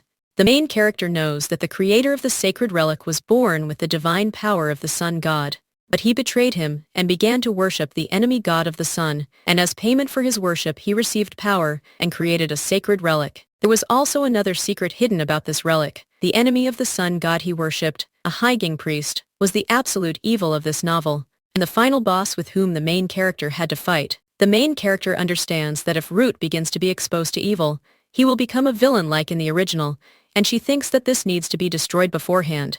A system notification informs you that the body enhancement skill is being activated. The knight looked at his mistress in surprise, then at the relic and saw the stone's color change. He marveled, saying he couldn't understand how a sacred relic could be so easily broken. Seth asks if she means to say the priest was a traitor. The lady explains that if she hadn't checked and given the sacred relic to the Duke, something terrible would have happened. The knight, surprised, says that she has already agreed to hand it over, and the money for the transfer has already been received, and then asks what she is going to do. The girl says that it looks like he doesn't know what the sacred relic looks like, and then asks if it's necessary to give it to her. The saint asks the commander of the Holy Knights if he knows which sacred relic is deeply connected to healing. Seth explains that healing is a powerful ability, so in the Temple of the Sun God there is no sacred relic containing the power of healing except for divine artifacts. And the girl understands that the decoration is different even in color, because the divine artifactor, aura, is usually created by God and then given to people. Sacred relic is something that was created by a person possessing divine power. In the original, Aurora was also a divine artifact specializing in healing, although the book did not describe how effective it was. The main character understands that this will help her stop the pain of the root, and if she uses her blessing skill, the effect will be even better. If so much of the sun god's power is imbued into this item, it might even be able to block the power of absolute evil. If with the help of this Aurora, she can make an enemy from the future her ally. Seth turns to the saint and says that, no matter what, the artifacts are divine, and Erdell says that someday the day will come when he will understand her choice. The girl says that she will tell the high priest about this herself, and therefore suggests that the commander of the Holy Knights say nothing. The main character realizes she has no choice but to try. System notification informs that the user has come into contact with Anner, or a divine artifact, and that she can use the blessing skill on that divine artifact.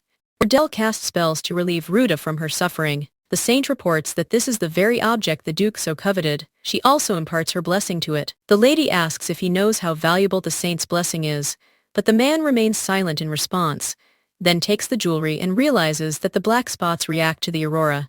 Erdell says that everything is fine, and therefore suggests not to be afraid, but to breathe slowly and deeply. The little girl saw that the black spots were getting smaller a little, and thought that this was great because Aurora was doing a good job. The saint turns to the man, and tells him not to let go of the sacred relic under any circumstances, and asks if he understands. The Duke looked at the lady in surprise, and said that the pain that had tormented him for years had disappeared. The main character assures him that now he won't have to wander around looking for other ways anymore, and says that she congratulates him. Root reports that no matter what temple he went to, no matter what potion he drank, there was no difference, but the absence of pain was truly sweet. The man says that he doesn't regret spending 2,000 gold coins at all. The little girl claims that she is a person who always justifies the money she receives. The Duke asks if she happened to live in the slums somewhere before becoming a saint, because he thinks that her ability to make money is simply incredible. The girl said she'd go right ahead and take the sacred relic back. He smiled and said it was a joke. The saint noticed that after the pain disappeared, he looked more relaxed and even joked, and she became interested in if this was the true appearance of Rue. Erdell says that to his knowledge, the reason for such a wonderful effect of the sacred relic is its blessing. The Duke asks if this is all thanks to the saint, that everything is worth thanking her for. She believes that's also true, but her blessing only lasts for a month. System message indicates that the user's divine power is currently insufficient to cast a permanent blessing.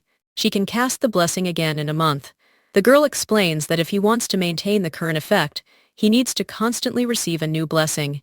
Root, surprised, asks if he should come to her once a month. She says that now he is her dear believer who must visit her regularly once a month. The saint asks if he knows that there is a separate fee for a repeat blessing, and then reminds him not to forget to bring a donation on each visit. The man says that even if the saint ends up on a desert isle, then there is no need to worry about her, because she is far from an ordinary person. The Duke realized that the fee for a second blessing was separate, and also included a donation, and the girl thanked him for the compliment. Root explains that he, too, tries not to waste time anywhere, but just think about it, the saint has pumped out so much money and wants to pump out even more. The lady asks in surprise if he wants to give her money, and then asks if he knows that there is no return. The man assures her that of course he will give her money in case he doesn't have money and becomes useless, and asks if that's true. The saint says that it is natural, and then asks who needs a poor duke anyway. Root looks at her, and asks if he's not a feast for the eyes. She thinks he's caught her, because he's so damn handsome it's impossible to argue. The gentleman says that she does not object, and asks if this means that he can take it as consent. The saint says that talk about his illness and her blessing is a secret, and therefore, she asks not to tell the high priest or the commander of the holy knights. The girl thought that if they started asking how she found out about his illness, it would only create an extra headache. The man asks in surprise why she insists on hiding this from both of them. The lady explains that the saint's blessing contains the power of healing, and the duke received a sacred relic that already contains the blessing. The little girl understands that these two will quickly figure out the duke's illness. She says that if they find out, it's okay to tell. The duke thought and realized that it was in his interest to hide it, because the fewer people knew about his illness, the better. However, he is worried about her young face, judging by which it seems to him that she is about to turn 20, and her unusual aura that does not correspond to her age. The duke thought that it seemed like she was a person who kept her word, because he had often seen those who swear allegiance and then suddenly stab someone in the back. Root believes that he first needs to learn more about the Kiris family, the saint, and the great temple. Then she says she's right, because he doesn't need to reveal his weaknesses. The man claims that this will be just their secret, and at that time the little girl thought that it looks like the future will become even more interesting. The high priest cried out, asking if she had handed over the sacred artifact while he was counting the donations. He also inquired if the sacred relic of light had been destroyed. The girl, sitting next to the bed where the high priest was lying, does not understand why she would faint, even if that is true. The lady informs the high priest that the duke has already left and now nothing can be done with the sacred artifact and asks if that is so. The main character looked at Eric and thought about what happens when a person eats only grass and has no strength left, and therefore thinks that tomorrow she needs to have a meat feast. The priest asks the saint why she needs the sacred artifact. She interrupts and says that it seemed to her that the duke needed it more than some sacred relic of light. The girl explains that if the sacred artifact is located in the sanctuary, then the name of the main temple will naturally become known, and also asks whether gold bars will fall from the sky. The saint believes that if word spreads that Duke Shiori has become a follower of the sun god, the number of visitors to the main temple will increase, and perhaps the number of believers will also increase. The lady reports that the duke promised to visit the temple once a month. He asks, surprised, if she's talking about the very duke who's so busy. The little girl explains that he promised to come to constantly check the condition of the sacred artifact. The young lady explains that he doesn't know that it's a sacred artifact, and luckily, he didn't know what a sacred relic of light looks like. Hearing this, the high priest calmed down and said that they had figured it out well there, and if it became known that the sacred artifact was lost, the authority of their temple would fall so low that there would be nothing to compare it with. The sacred artifact is a very important thing, so from now on he asks that you be sure to consult with him on such matters. Eric asks what happened to the sacred relic of light. The little girl explains that she simply pressed it lightly and it crumbled. The high priest explains that, in fact, unlike other sacred relics, it evoked some kind of unpleasant feeling, and if it crumbled so easily, then perhaps it was not a real relic. The girl asks in surprise if he felt it too, and then asks if he still thought about giving this dubious thing to the duke. Eric insists he had no such intention. The girl recalls that even before he finally turned evil in the original, Root seemed to hate the sun god most of all. The lady wonders if it's because he was given a defective sacred relic without any warning. The high priest wonders what to do with the destroyed sacred relic, as he thinks that returning it to the sanctuary is somehow not very appropriate. The saint says that she will do it herself, because no one can do it better than her. The man slams his fist on the table and asks if Erdell is going to play the role of a saint. The Baron claims that this is indeed the case, and it did indeed seem that the Horde had won the trust of the High Priest and the commander of the Holy Knights. The Duke believes that this is a child who even went so far as to stage a suicide and remembers what she didn't do to attract his attention. The gentleman wonders if after all this one can trust these words, and then he claims that she is not the main problem now, and asks if Duke Shiori really visited the main temple. The Baron reports that this is indeed the case, as he was with Yuri Polt, unknown as his advisor. The gentleman asks if he knows the reason for the visit. The man explains that he doesn't know the reason, and wonders whether it's worth asking Erdell, since he believes that if she really intends to become a spy, she will answer. The Duke agrees with him and says that it is unknown to what extent the High Priest will allow the false saint access to information, but nothing hurts to try, and therefore suggests sending a message. The Baron says, the message will be sent immediately. The Duke reflects on the fact that Root visited the main temple of the sun god, and believes that a large fish unexpectedly bit. Kyrus is thinking about how he needs to quickly deliver this news to someone who is very interested in today's events, and that is his master. The message states that the blessing skill is activating. Due to the holy power of the sun risen from death, the sacred relic of light can no longer maintain its form. The sacred relic of light disappears completely. Meanwhile, the main character thought, this is great. After all, the one who created it is at odds with the god of the sun. The young lady ponders that she thought it would be possible to destroy him with the sun god's energy-filled blessing skill. The saint realized her proposal had been correct. The message stated that the divine artifact had failed to be destroyed. To destroy a divine artifact, the user's current holy power is not enough. Ordell thought that such divine artifacts also exist, and it seems that it was not the main boss, or the sun god who created it. The girl became curious about who knew about a divine artifact of such a high rank, and besides, it is incredibly durable, so she doesn't want to put anything in it.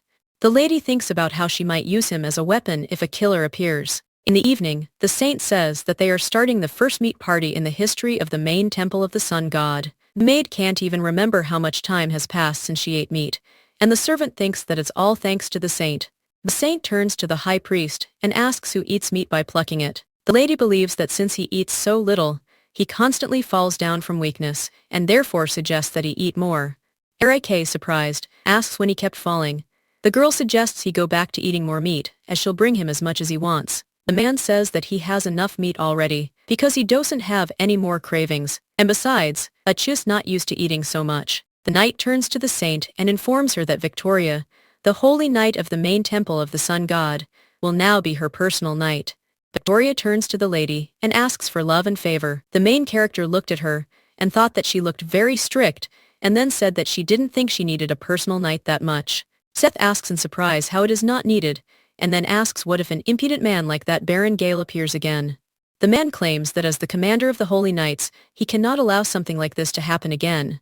The saint appeals to the commander of the Holy Knights and Victoria to sit down and eat quickly, because the meat is warm. The girl says that there is a lot of meat, and there is enough for everyone, and therefore she would like to hold these parties more often. The knight says that fortunately, the priest Dietrich chose good ingredients, so even just fried it is very tasty. Seth asks if he should buy more groceries, because he really liked today's dinner. The high priest says that even if the ingredients are good, it's still just fried meat, and therefore believes that a new chef needs to be found quickly, and the canteen needs to be put in order.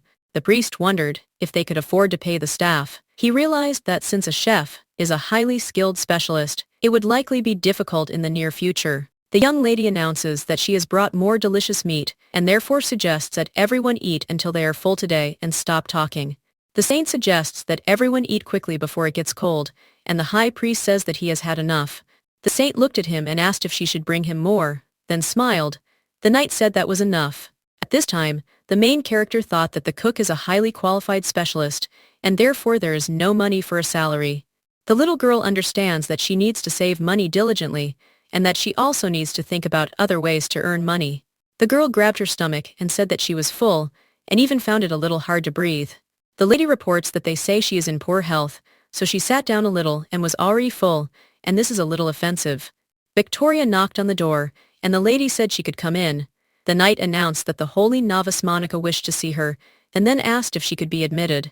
Hearing this, the main character thought that she had heard this name somewhere before. The girl remembered that this was the best friend of the original's main character, Idella, and then she ordered them to let her in.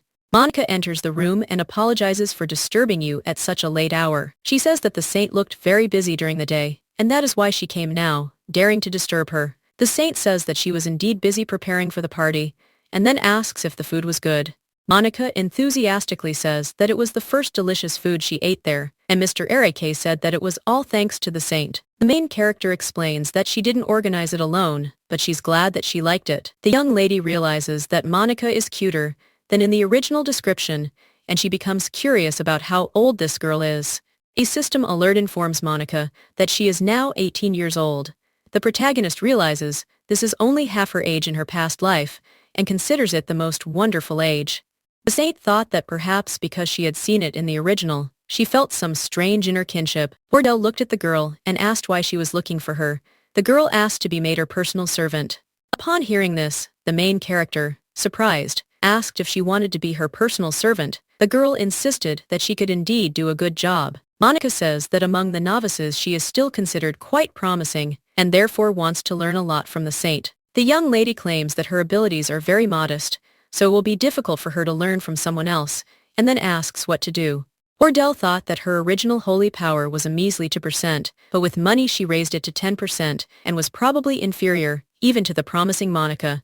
Blessing is also just a skill, and therefore he thinks that she has nothing to learn from her at all. The girl says that she does not understand how the saint does not have enough abilities, and then insists that she should not speak like that anymore, because she believes that she does not need to be taught anything.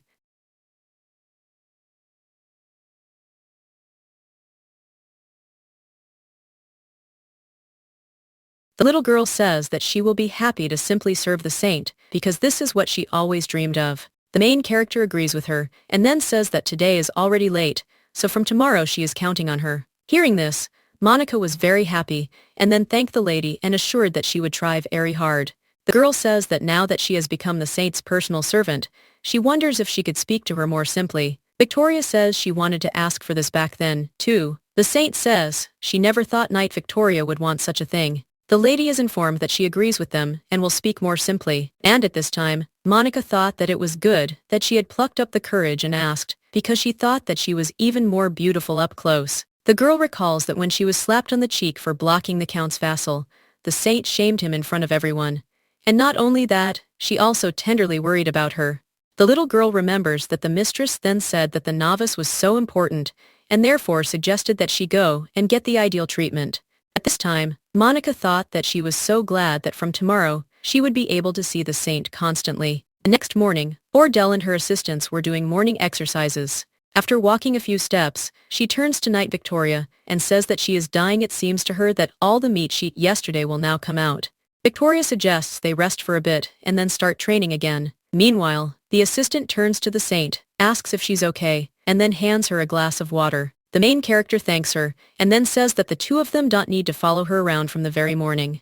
The girls object and Victoria says that as a personal knight she must protect the saint well. The personal servant insists that she must take diligent care of the saint.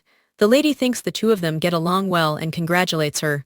The servant informs the main character that a letter arrived early in the morning from Count Kiris, and asks if she would like to read it now. The letter from the count was more than 10 lines long, and the gist of it was why Duke Crucci Ori was looking for the main temple. The lady understands that it looks like he is going to test whose side she is on, and therefore believes that she will not give in to him so easily. The saint turns to the girls, and says that since they are now her close associates, she will tell them, and then informs them that Count Kiris is trash. The main character explains that she repented of the past, only when she admitted that the count was trash. The lady thinks that it is difficult now, but she has completely gotten rid of the help of the count's family. Until then, she needs to extract money from the count's family, and therefore, even if she lies to the count, let them treat it with understanding. Ordell reflects on the fact that the answer must be composed by cleverly mixing truth and lies. The girl writes that the Duke came looking for an important thing, but the high priest did not tell her anything. However, judging by the circumstances, it seems that he was looking for a sacred artifact, and the Duke agreed to visit the temple once a month. The main character understands that if she sends something like that, he won't guess she's about to betray the count's family. She believes that the count's money is the count's money. The lady wonders if anyone knows what the current situation is on the potion market in the empire. Monica says that she was outside the temple until 6 months ago, so she knows this well, and the novice says that at present the potion market is divided into potions from the main temple of the sea god and alchemical potions. Although it is divided, the difference in effect, due to the presence or absence of holy power is great, so the main temple of the sea god overwhelmingly dominates the market. And yet, the main temple of the sea god wants to completely monopolize the potion market, so they don't shy away from dirty methods. Monica is surprised and asks why she is asking about the potion market. The saint says that she is going to revive the production of potions in the temple of the sun god. The lady reports that by creating hybrid potions that combine holy power and alchemy, they can bring many benefits. A few days later, at the Shiori clan's mansion, the Duke is training on the combat grounds. The knight reports that he has lost and believes that the Duke's skill seems to have improved even more. The Duke asks if this is true, and not because the commander is not trained enough. The man apologizes, and then claims that he will practice fencing more diligently. Root believes that no matter how much he trains, he can't compare to him, but he can try. Hearing this, the commander thought that the gentleman was training not only fencing, but also the art of instilling terror with words. Root thought that he felt lightness in his body, and thought that the effect of the sacred relic of light was really good. The servant turns to the master and says that it has arrived, and he asks in surprise why he rushed in so frivolously. The man says that the count is too strict, but what's more important is that a letter arrived from the main temple of the sun god. The commander asks the gentleman what is written there, and he suggests reading it himself. The assistant reads that they are going to set up potion production in the main temple of the sun god, and have decided to involve the Duke's trading company in this. The main temple is short-staffed, so they're considering hiring alchemists. Then they intrigue and ask about the collaboration between holy power and alchemy. The saint writes that she is counting on them from now on, and no greetings, just the essence of the matter. The gentleman thought that the saint is always like this. The assistant says that the proposal is not bad and reports that this temple has never collated with others, and therefore the idea is fresh. Even before, the potions of the Temple of the Sun God were famous for their effectiveness, and if everything worked out, he wondered if this wouldn't be an excellent blow to the main temple of the great sea god. Hearing this, the Duke thought that they had not only failed to cure the main temple of the sea god, but had not even been able to alleviate the symptoms of his illness. And the saint were so arrogant that their attitude was simply unbearable. The man thought that if this succeeded, their faces would be worth seeing. The Duke is interested in the investigation into Count Kiris. The assistant explains that the saint was originally from a side branch of the Count's family, but when she showed signs of being a saint, the saintly Count adopted her. Kiris' clan was initially small, and only occupied with managing its lands, but after the appearance of a saint in the clan, its status increased. However, according to the bribe servant, the members of the Count's family despised her greatly, and therefore the servants openly ignored her. And when she occasionally returned to the estate, she was subjected to abuse bordering on torture and kicked out. The Duke understands that they did this in order to have the opportunity to bully the saint and break her spirit. Root recalls that she didn't look broken at all, and thinks that he almost got caught himself, and then says that they are going to the main temple. The Duke says that since she even decided to write a letter asking for help, she needs to show politeness and asks if that is right. At this time, the high priest asks the saint how she plans to set up potion production. He knows that the market for commoners is occupied by alchemical potions, and for aristocrats by potions from the main temple of the sea god. The potions of the Temple of the Sun God were famous even before the temple's authority was shaken, and therefore he believes that starting over will not be easy. In the original, Idela revived the potion industry with her overwhelming holy power. Erik believes that with his holy power, this is even close to impossible, and therefore he will have to object in another way, since he cannot forever rely on the Count's money and the rue. The main character reports that among the alchemists there are probably those who could not belong to any group and separated. The saint believes that it is necessary to hire those among them who have good abilities and, moreover, there is no law prohibiting alchemists from becoming believers, and asks if this is true. The lady says that the missing number of priests will be replenished and the business will be improved, and therefore they will kill two birds with one stone.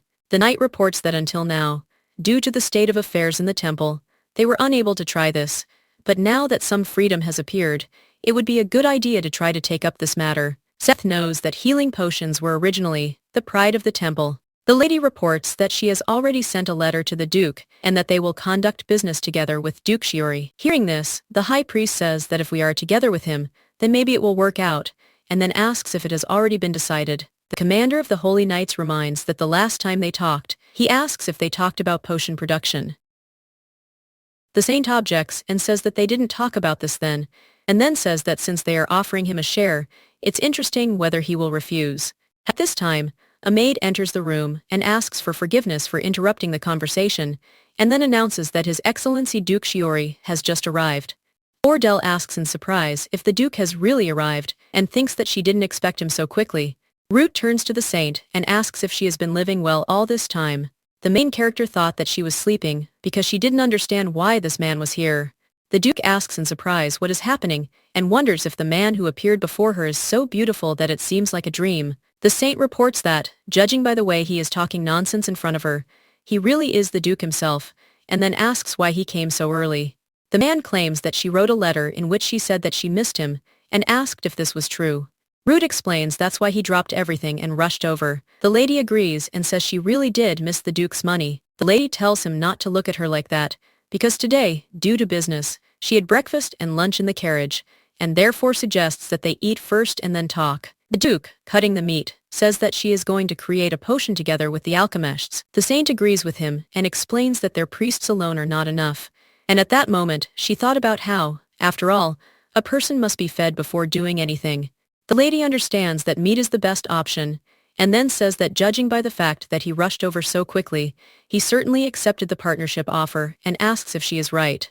Root says that this is true and then asks why she is smiling like that, because he feels somehow uneasy. The little girl explains that this smile expresses affection for the business partner with whom she will be working together. The man looked at her and asked if that was a capitalist's usual smile. She thought he was very perceptive. The saint reports that the temple will be responsible for production, and therefore believes that it would be good if the Duke took on the distribution. Root is interested in the alchemist's salaries, knowing that the main temple will likely have a hard time affording them. The man suggests considering the option of his side hiring alchemists, and in exchange receiving a larger share of the distribution. Hearing this, the main character thought that this would not work, and then said that she was going to accept the alchemists as their believers, so everything was fine. The girl reflects on the fact that if they become believers, they will provide them with housing and food so that their salaries can be cut a little, and in return, introduce a system of bonuses based on sales. If potion production goes well, even a small percentage difference will lead to a huge difference in profits. Therefore, she can't give in. The saint says that she will, however, enlist the Duke's help in procuring the ingredients and materials needed for potion production. After all, he probably knows good suppliers. The girl says the ratio will be 8-2. And of course, 8 is theirs. Hearing this, he asks in surprise what it means. The Duke offers at least 6-4, since their side will be responsible for the distribution and supply of ingredients. The saint claims that the ratio remains 8-2, and she will add one more condition that the Duke cannot refuse. Gale assures that she will completely cure the Duke's illness, because her holy power becomes stronger over time. The girl says that the stronger the holy power, the stronger the effect of its blessing and healing will be. The lady believes that if things continue like this, even if it takes time, she will be able to completely cure the disease. The man is interested. He says that he is getting stronger and invites her to talk. The saint explains that now she cannot compare with the saint and saints of the main temple of the sea god, but someday she will definitely surpass them both. The main character claims that if he doubts, then nothing can be done, because she understands that she also has no evidence. At this time, the little girl thought that if she really didn't believe it, then let it be 7-3, but not 6-4 under any circumstances. Root says that then if he insists on 6-4 saints, even if she has a way to cure his illness, she will pretend that she knows nothing and asks if that is true. Hearing this, the little girl does not understand what she said, because no matter how blinded she is by money, there are things that can be said, and there are those that cannot. The lady explains that using the treatment for bargaining was her mistake, and therefore asks for forgiveness. Root is surprised to hear that the saint, even though she has a weapon, doesn't try to use it. She believes that weapons are not all the same, and that life-saving treatments cannot be used as weapons. And the Duke smiled and said that now he understood, and then, as a compromise, he offered 7-3. The man hands over a bag of money and says it's a small sum he's prepared as a deposit. He then reveals that it contains 3,000 gold coins. The main character was surprised, as she hadn't even considered a deposit, let alone so much gold. She reflects on how she tried to bargain with such a good man by manipulating his life. The lady says that even if a weapon appears that can be used, she will never use it, and then thanks the Duke and says that she loves him. Root says that she can love as much as her heart desires, but he is a man as generous as he is handsome. Frick claims to be 29 years old, and a recognized genius of alchemy, with no equal in creativity. He says that changing recipes or discovering new production methods can be left to him. After all, his specialty is composing alchemical formulas. Alchemist Wolfgang says he submitted the application out of interest in a new potion that combines holy power and alchemy. At this point, the protagonist realizes they are so different in character, and she wonders if they can cope, but Wolfgang will be able to systematize the formulas, and Rick will be able to put them into practice. The lady informs that working hours are from 9 in the morning until 6 in the evening. Accommodation and meals will be provided by the main temple. Overtime pay is hourly, and a bonus will be paid each time sales targets are reached. The saint informs them that the salary will increase at the beginning of each year, and the percentage will depend on the revenue for the previous year, and then asks if they will sign a contract. Rick says he never dreamed of receiving extra pay, and therefore thinks it's excellent, and he will sign the contract immediately. Wolfgang says that he will sign right now. This is a dream again, not a job. The saint understands that they possess outstanding abilities, but they were unable to fit into the alchemical community and remained outside the mainstream, experiencing financial difficulties. The lady understands that people are motivated to work not by pity or threats, but by money that recognizes their abilities at their true worth. The main character suggests that they first register as believers in accordance with the contract. System notification informs you that a new believer has been registered under the auspices of the Sun God. The user's holy power increases by 0.1%. The woman points to the priestess Lana and says that she will be responsible for the general management of their temple of the Sun God. The girl says that in their lands of the Sun God, the most important thing is holy power, not alchemy, and therefore asks to obey Lana properly. The main character became curious about whether such a timid person could cope well with general management. The high priest claims that there will be no problems with priestess Lana, and she can safely trust her. The saint reflects on the fact that she trusted, because IRIKSO persistently recommended it, but she wonders if they will cope properly because she is worried. The lady says that the list of ingredients needed to make and study potions should be passed on through the priestess Lana, and she will try to get everything possible. However, all quantities and purposes of ingredients must be recorded and reported.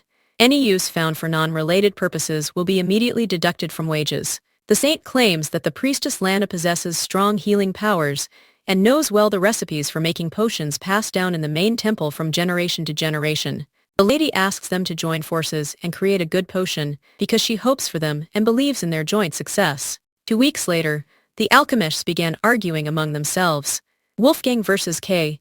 Arwivea reports that a mixture of amine flowers and the herb lindel brings money, and this is common knowledge even among commoners. The man asks in surprise how he can be unaware of such basics.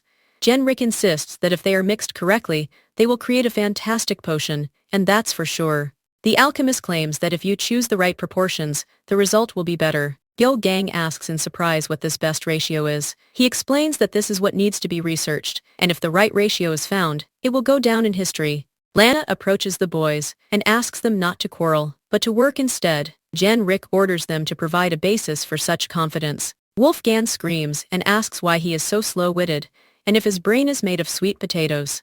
The priestess, surprised, says that such rude words are not worth saying, and the alchemist claims that he is no genius, since he considers himself the most unbearable guy in the world.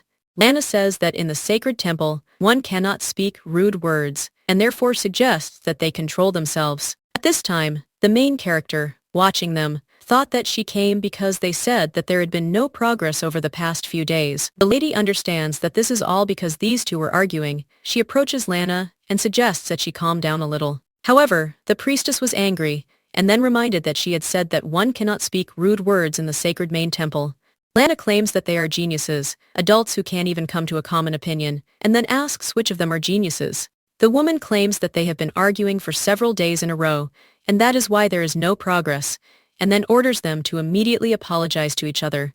Monica tells the lady that in fact the priestess Lana is one of the disciplinarians in their temple. The girl says that she also heard that earlier some stranger tried to deceive the main temple, but he was caught by the priestess Lana, and on a rainy day he was beaten half to death. The novice reports that if she had not shown great interest in researching potion recipes, the commander of the Holy Knights would have recruited her into the Holy Knights long ago. Hearing this, the main character thought that Erik had reasons for this before. Wolfgang turns to his colleague and says that he was wrong, and he also asks for forgiveness.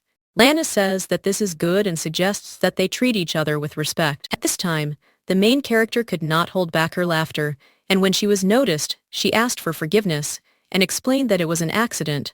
The saint says that the repairs should of course be carried out at the expense of the temple, but they are now carrying out general repairs to the main temple, so it's even good that they broke it. The lady assures that in this place there is no need to worry about anything, because she completely trusts the priestess Lana. The next day, the laboratory staff greeted the lady and wished her a good morning, saying that thanks to the renovations, the garden was looking more and more like a garden. The saint asks if they slept all night, as they look very ill. Rick says that since they were promised overtime pay he worked hard, and after several days of research, there was no progress, so there was no sleep. The lady believes that Priestess Lana seems to have had a good night's sleep. Lana explains that she didn't sleep all night, but thanks to the holy power, she worked all night using self-healing. The saint believes that one should not sleep after death, and that one should not skip meals either. Wolfgang says that the food is free, so he ate all the time, and the lady assures him that he is a good boy. Jenry K says that if it has holy power, it should definitely be better than a regular alchemical potion, and it only heals small cuts.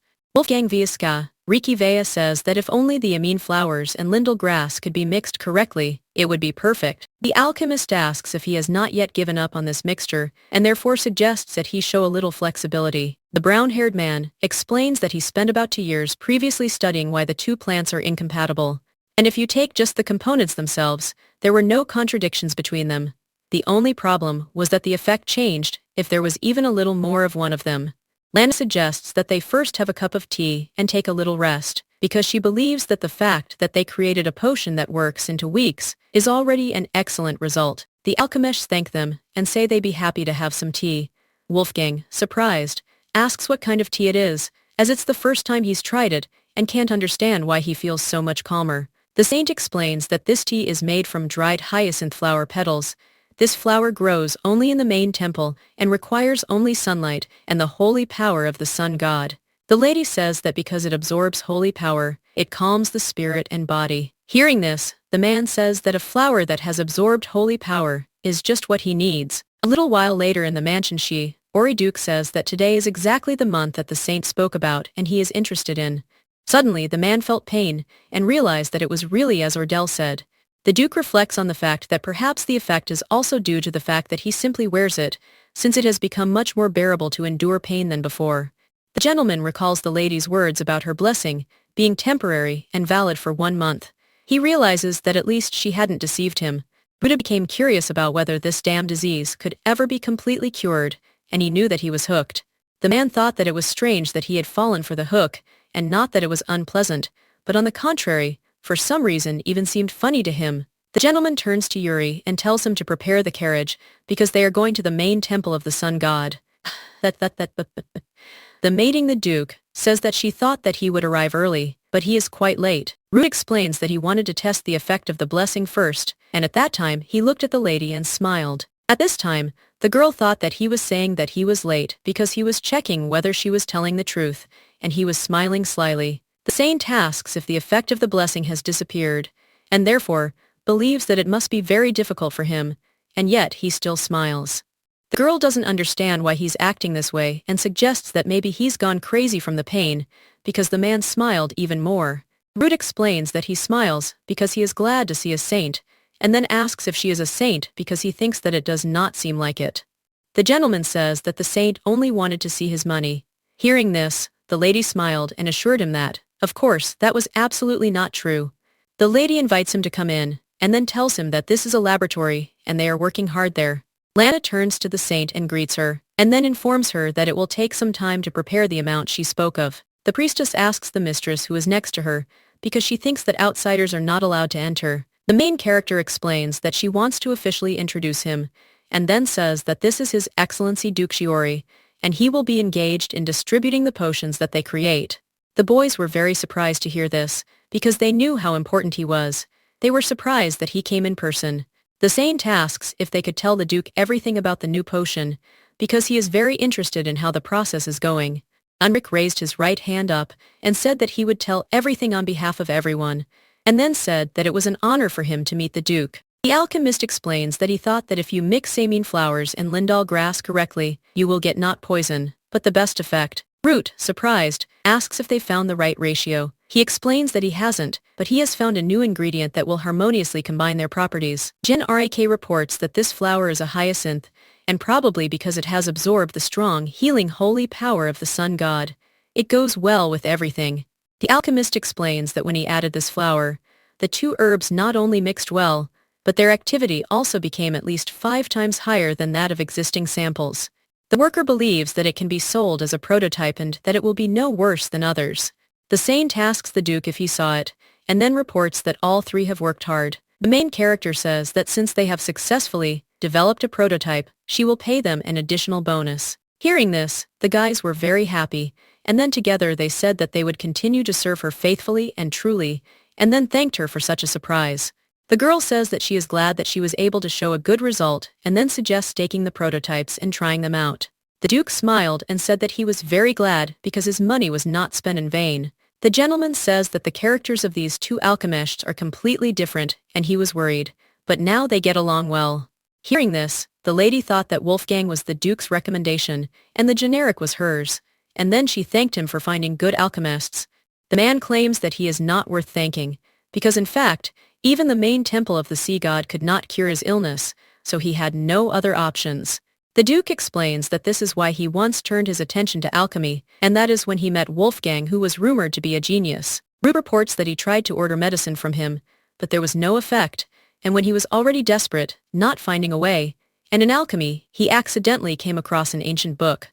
The man reports that it looked like an ordinary book on the history of the empire, but there was one very short line about the sacred relic of light having healing powers. The Duke says that since then he has been clutching at straws, started looking for this relic, and that is how he ended up here. The saint asks where this ancient book is now. He explains that the book was in the Imperial Library, accessible only to members of the Imperial family, but is no longer there. Ruth says that immediately after he checked its contents, the paper crumbled to dust. He believes this is probably because it was so old. The gentleman says that he is very sorry, because he believes that if that book had existed, it would have been possible to research something else. Hearing this, the lady thought that it was somehow strange, because after all, the whole book had completely fallen apart. Besides, the sacred relic of light belonged to the main villain. She wondered if that ancient book was truly authentic.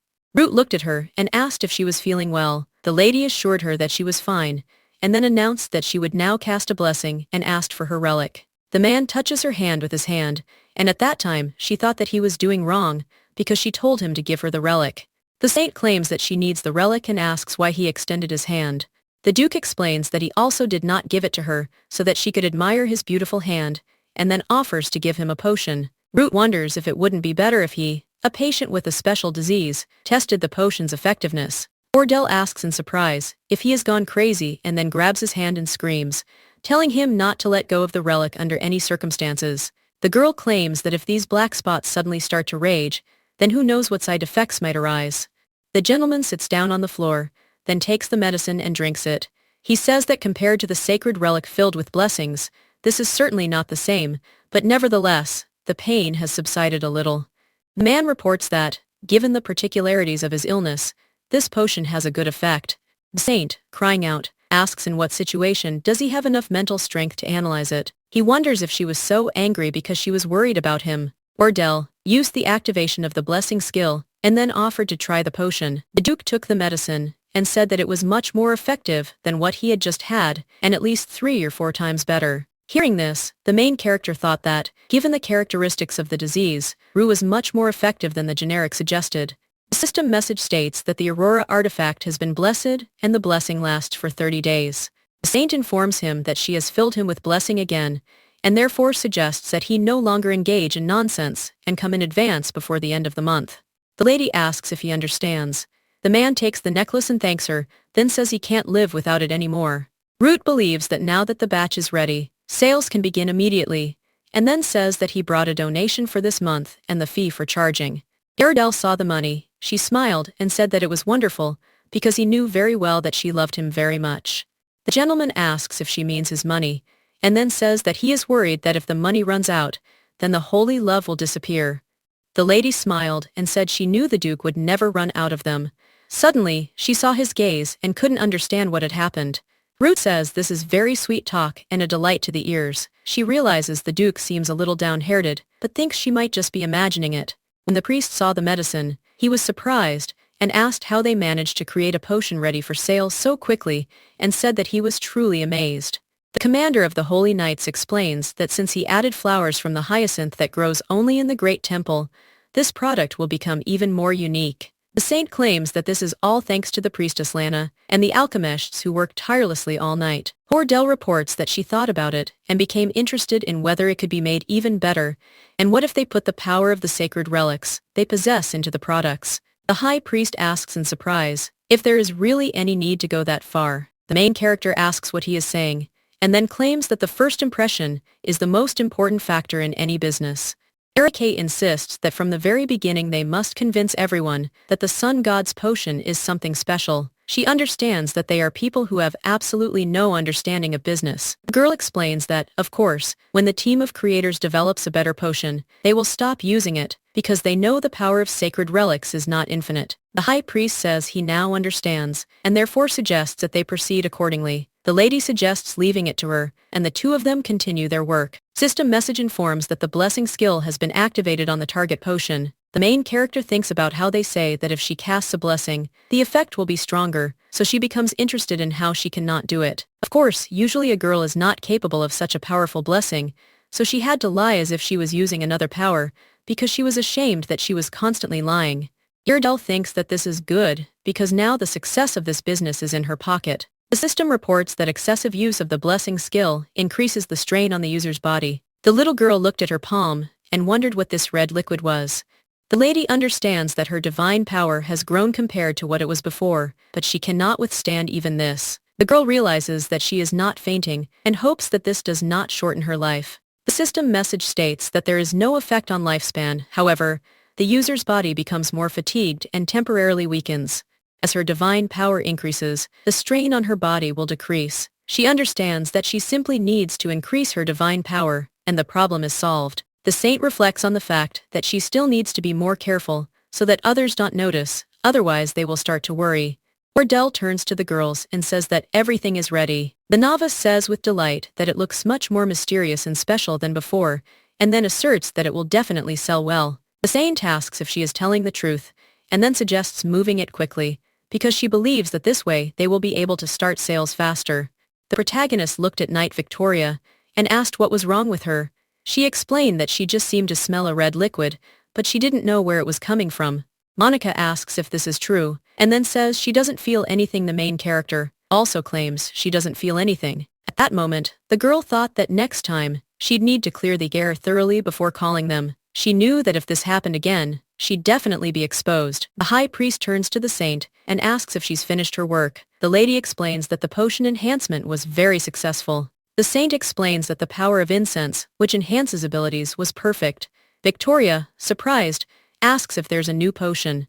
The night girl says that she has seen many potions, but this is the first time she has encountered such a shining and mysterious color. Ordell thanks for the praise. The guard says that she forgot to introduce herself, and then says that she is Jun Rudman, deputy head of the Rumen Raiding Guild, which belongs to Duke Shiori. The woman says she can just call her June. The saint says she's glad to meet her and then reveals that she's Ordell, the saint of the sun god. June says that she makes a completely different impression than what the guild leaders and Yuri described. The main character asks what they told her about her. The woman explains that they said she was a person with a unique character and that she needed to be extremely careful around her. June thinks that, in her opinion, the saint seems like a good person. The lady looked at this woman and thought she had magnificent muscles.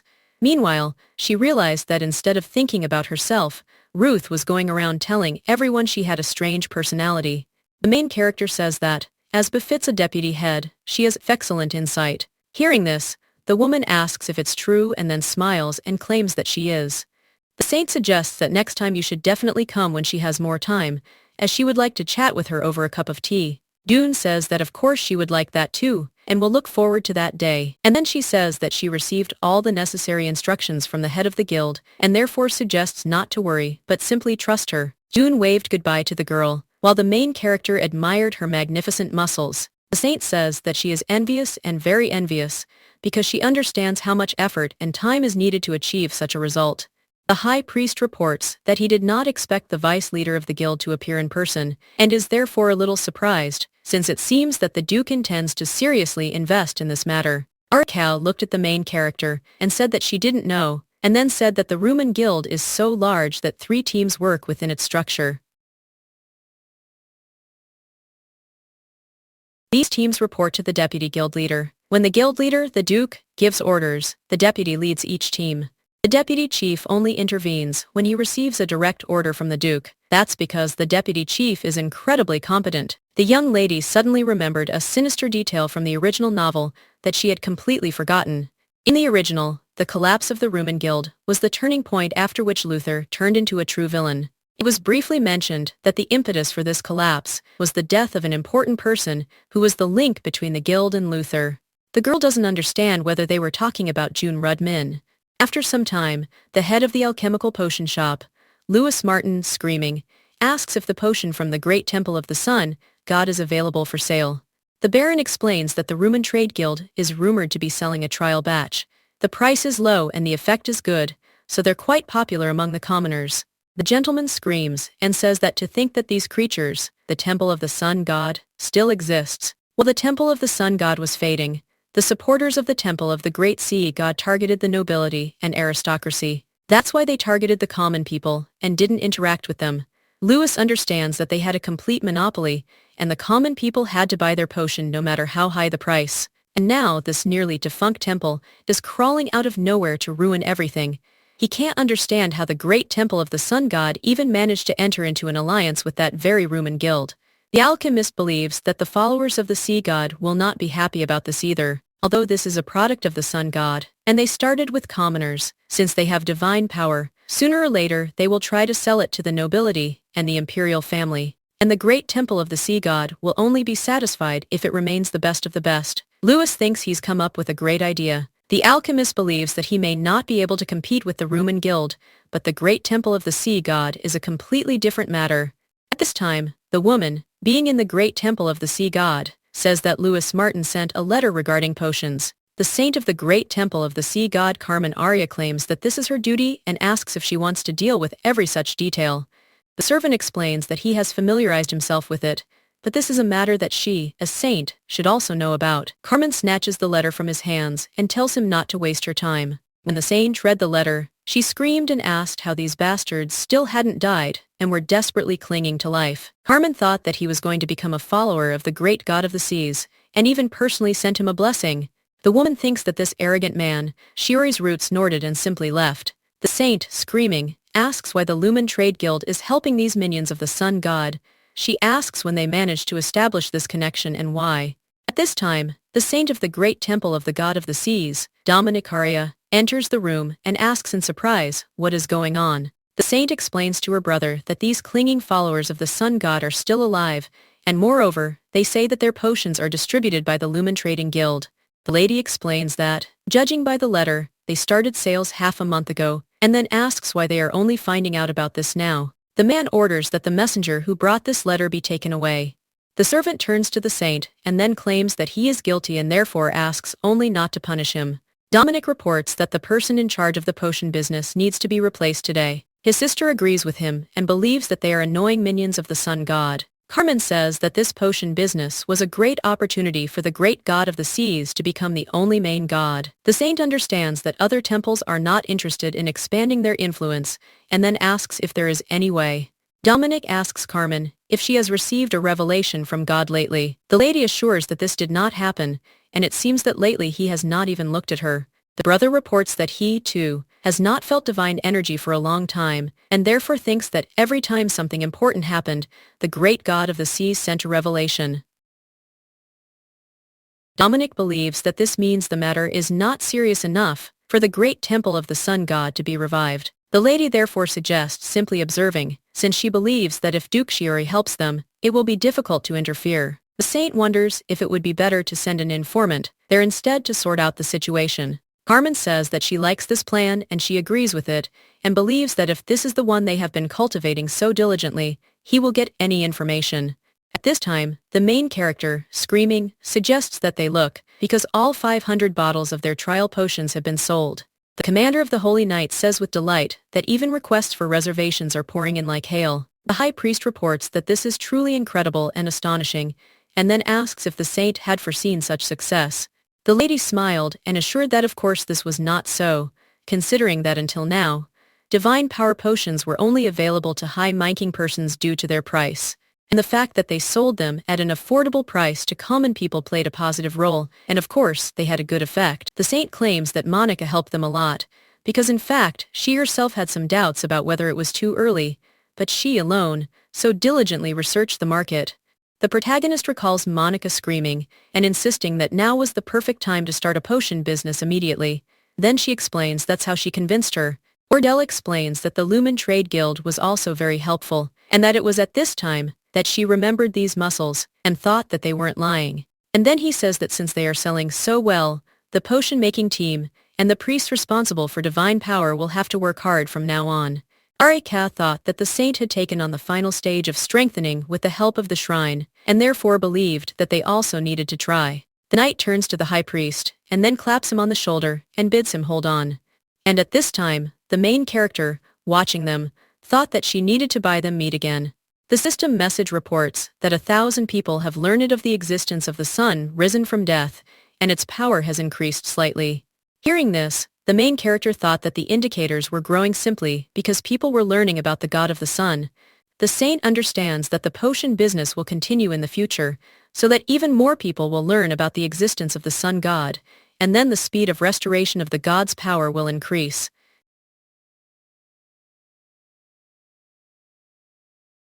Knight Victoria turns to the guys and asks for forgiveness, and then says that it looks like the three of them will have to leave.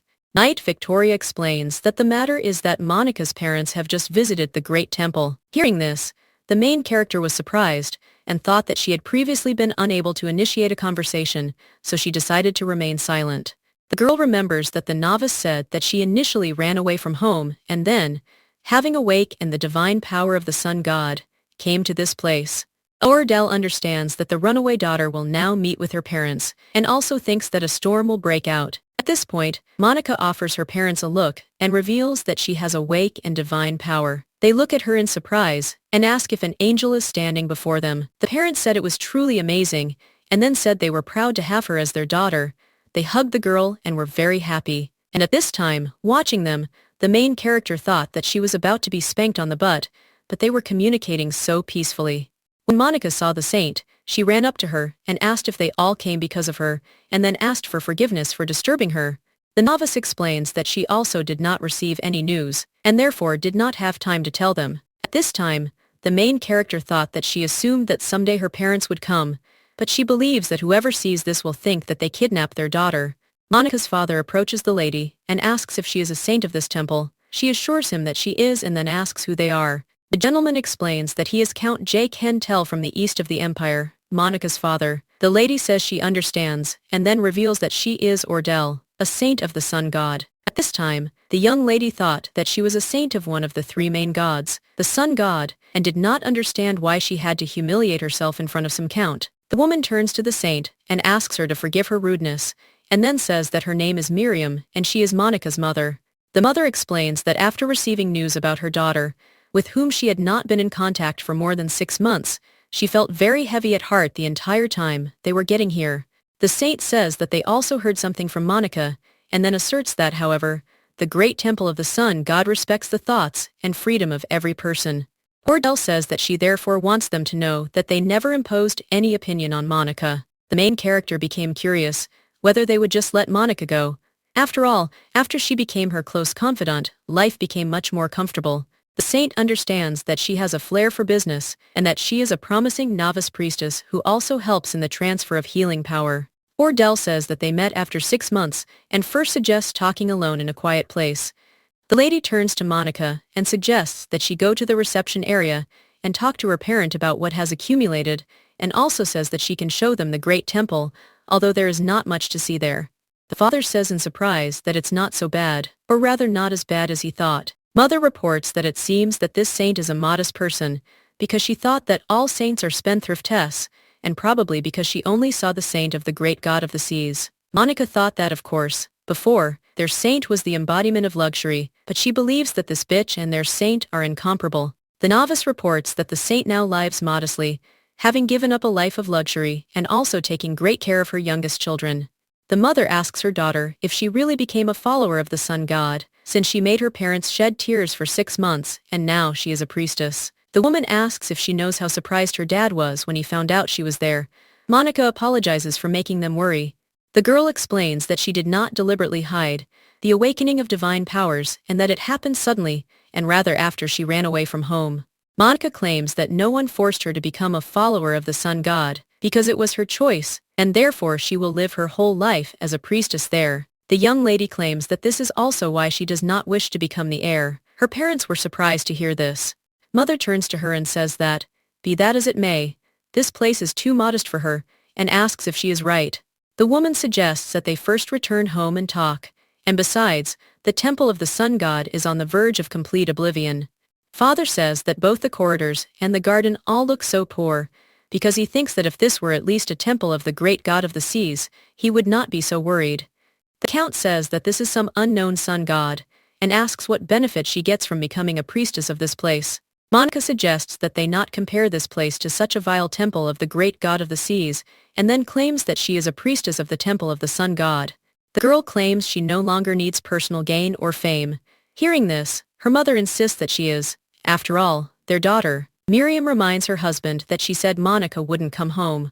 He tells her to do as she pleases, then asks since when she started asking their permission. At this time, the daughter looked at her parents in surprise, and asked if they had really checked her. Mother says that they just wanted to know their daughter's true feelings, and besides, her brother Alan had already decided to become the heir. Hearing this, the girl hugged her mother and then thanked her. Miriam explains that, knowing her character, she would have run away from home again, anyway, and then asks how such a child could be made an heir. The girl believes her parents know her well, but there are some things that need clarification. She reports that the Great Temple is indeed poor now, but that will soon change. Monica reports that they recently started a potion business with the Lumen Raiding Guild. Her father is surprised to hear this, as he doesn't understand how anyone could force the Lumen Trading Guild to do anything. He believes that this is a matter that is not easy for His Majesty the Emperor, and his daughter says that they are cooperating with the Lumen Trade Guild. The novice explains that their saint did all this, and then asks if they know how wonderful their saint is.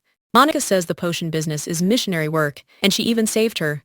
Hearing this, her parents looked at the girl in surprise. Count and Countess Deska Rikivea claim that they want to become patrons of the great temple of the sun god, and they want to do it right now. At this time, the main character thought that she had done nothing about the patrons themselves. Miriam tells the saint that she heard that she helped her daughter when she was hit by a vassal of the house of Kiris and then thanked her. The count explains that, not knowing this, he was impolite and therefore asks for forgiveness. Meanwhile, the protagonist realizes that the acolyte priestess was Monica. Wardell objects and says that because of a man from their family, their precious daughter suffered, and therefore she asks for forgiveness. Father assures that there is nothing to worry about, but he heard from Monica that the saint does not have a very good relationship with the Kiris family, and the main character agrees with him, and explains that she would like to sever all ties with this family, but there is a problem with donations. The gentleman says that if this is the case, they will solve this problem, and therefore suggests not to worry, and take this opportunity to cut off the rotten branch. Madame claims that it doesn't matter how much he gave, because she will give twice as much in donations as Kiris gives. The saint thanks and reports that, however, since she is still the adopted daughter of Count Kiris, she understands that it will be difficult to completely sever ties. The lady asks instead if she and her daughter would like to become followers of the sun god. Wardell explains that if the two of them become followers, they will have a reason to influence their temple, and then she will be able to naturally distance herself from her kind. The saint reports that Duke Shiori has also become their follower. The father says that since his daughter has said she will live her life as a priestess of this place, he sees no reason to refuse. The count reflects that if he is lucky, he might even be able to become related to the Shiori family. The main character suggests registering as followers immediately rather than putting it off for a while. The little girl reflects on how she received donations, and, thanks to them, her followers have increased, and so she believes Monica is truly a capable servant. A system message states that followers of the rank have been registered under the sun god, and therefore the user's divine power is increased. Still in her room, the main character realizes that Monica will spend time with her family today, and therefore she will have to comb her hair herself. The lady reflects on the fact that it seems the count's couple loves their daughter very much, and they are a pleasant family. Knight Victoria claims that this is exactly the case, and she was surprised at how different the atmosphere was from their family. Hearing this, the main character asked in surprise if she was talking about her family. The girl explains that if it were her parents, they would have chased her with a sword and an axe to catch the runaway. Knight Victoria explains that after a lesson in discipline, they would drag her away unconscious under the guise of a duel. Hearing this, the lady realized there was a strange atmosphere in their house. The saint asks if her parents are also knights. The knight explains that they are mercenaries and together led a mercenary company. Victoria says that's why they don't really approve of her becoming a holy knight. After all, they wanted her to inherit the mercenary company. The main character thought for a bit, and then said that she doesn't know, but she doesn't think so, and then asked if the mercenary squad works for pay. The saint believes that the knight is not the kind of person who will strive for money, because she knows that this has been the case since the very moment they met. The lady wondered if she knew how she lived in the great temple before, but she never asked. And that's not all, because she helps her with her training every morning. Gale says she never misses her personal training sessions and prays fervently. She believes a knight is someone with strong convictions who acts in accordance with them. The main character believes that such a person is more suitable for the role of a knight than a mercenary, let alone a holy knight. The lady says that she knows little about her parents, but perhaps they think the same way, and the fact that she is here in itself means that they have recognized her as a holy knight. Knight Victoria thanks the lady for speaking thus, and the main character asks if she could turn off the light when she leaves. Victoria knows Monica won't be there today, and asks if she's sure she wants to sleep alone. She insists that of course, as she thinks nothing will happen in just one day of absence. Lying in bed, the main character thought that both Monica and Victoria had good parents, and this made her happy. Gale understands that she didn't have a family before arriving in this place, and therefore doesn't understand why the family that was given to her is the curious and feels somehow insulted by it. The girl understands that although there was no family, there was still something similar, and she is interested in how they live while they're without her and her friend Hyung. Suddenly, a system message warns her that a follower of another god is currently invading the Great Temple. The system says that an approaching follower of another god is making the user thirst for murder, and if she does not hide immediately, she will die. The girl understands that if it weren't for the system, trouble would follow. She understands that many harbor a grudge against Ordell, so she expected the killer to come at some point. But the fact that he's a follower of another god is a bit of a surprise. The saint thought she had prepared something just in case. The system reports that a follower of another god is rapidly approaching the user, and if they don't immediately escape, they will die.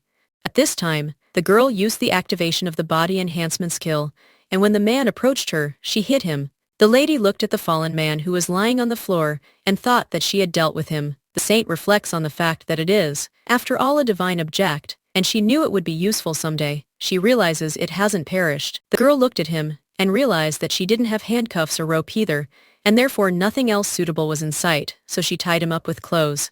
Ordell looked at the robber and thought that he looked a little strange, and then suggested not to misunderstand her, because she did this because he could only be tied up with his clothes. The little girl assures that she is not a pervert, and then says that she knows that he is a minion of another god and is interested in which temple sent him.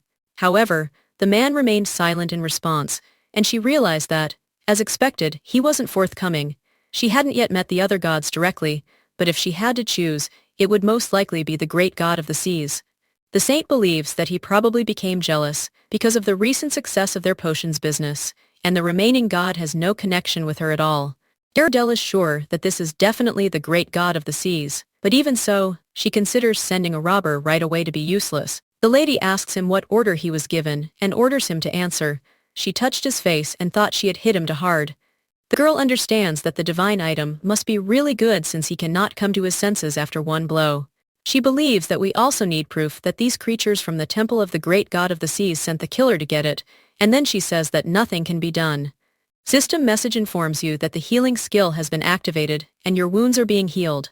The little one says that just think about it, the first person she uses her healing power on will be a murderer. System message states that the healing power of the Son of Resurrection and Death is conflicting with the curse of the Wrathful Sea, and the strain on the user's body is increasing. Idella was horrified by the curse of the Wrathful Sea. Jeremy Kales was clad in the curse of the great sea god-like armor. That's why no attacks or brainwashing had any effect on him, so he could never pass on the god. Only then did Idella realize he wasn't a simple assassin, but a candidate for the rank of Holy Knight, and that was merely a label others had forcibly pinned on him. Jeremy Kales was a branded slave of God, the one who received the curse of the Wrathful Sea and had such pink eyes. The third candidate for the main character is Jeremy Calls, and the main character realized that, of course, who could it be if not him, and now she doesn't understand what to do. The saint looked at the man and did not understand what was wrong with him, because she felt that there was some kind of magic near him, and it only hurt him. At this time, the commander of the Holy Knights, walking along the corridor, thought that the priestess Monica was not nearby, and he began to wonder if the saint was okay. Seth understands that the corridor is quiet for now, but that alone is not a reason to let his guard down. Standing near the door, he thought that there were no sounds, and everything seemed to be in order, and therefore he believed that he should go back. Suddenly, the man realized that something had happened, and then quickly opened the door and asked the saint if she was okay.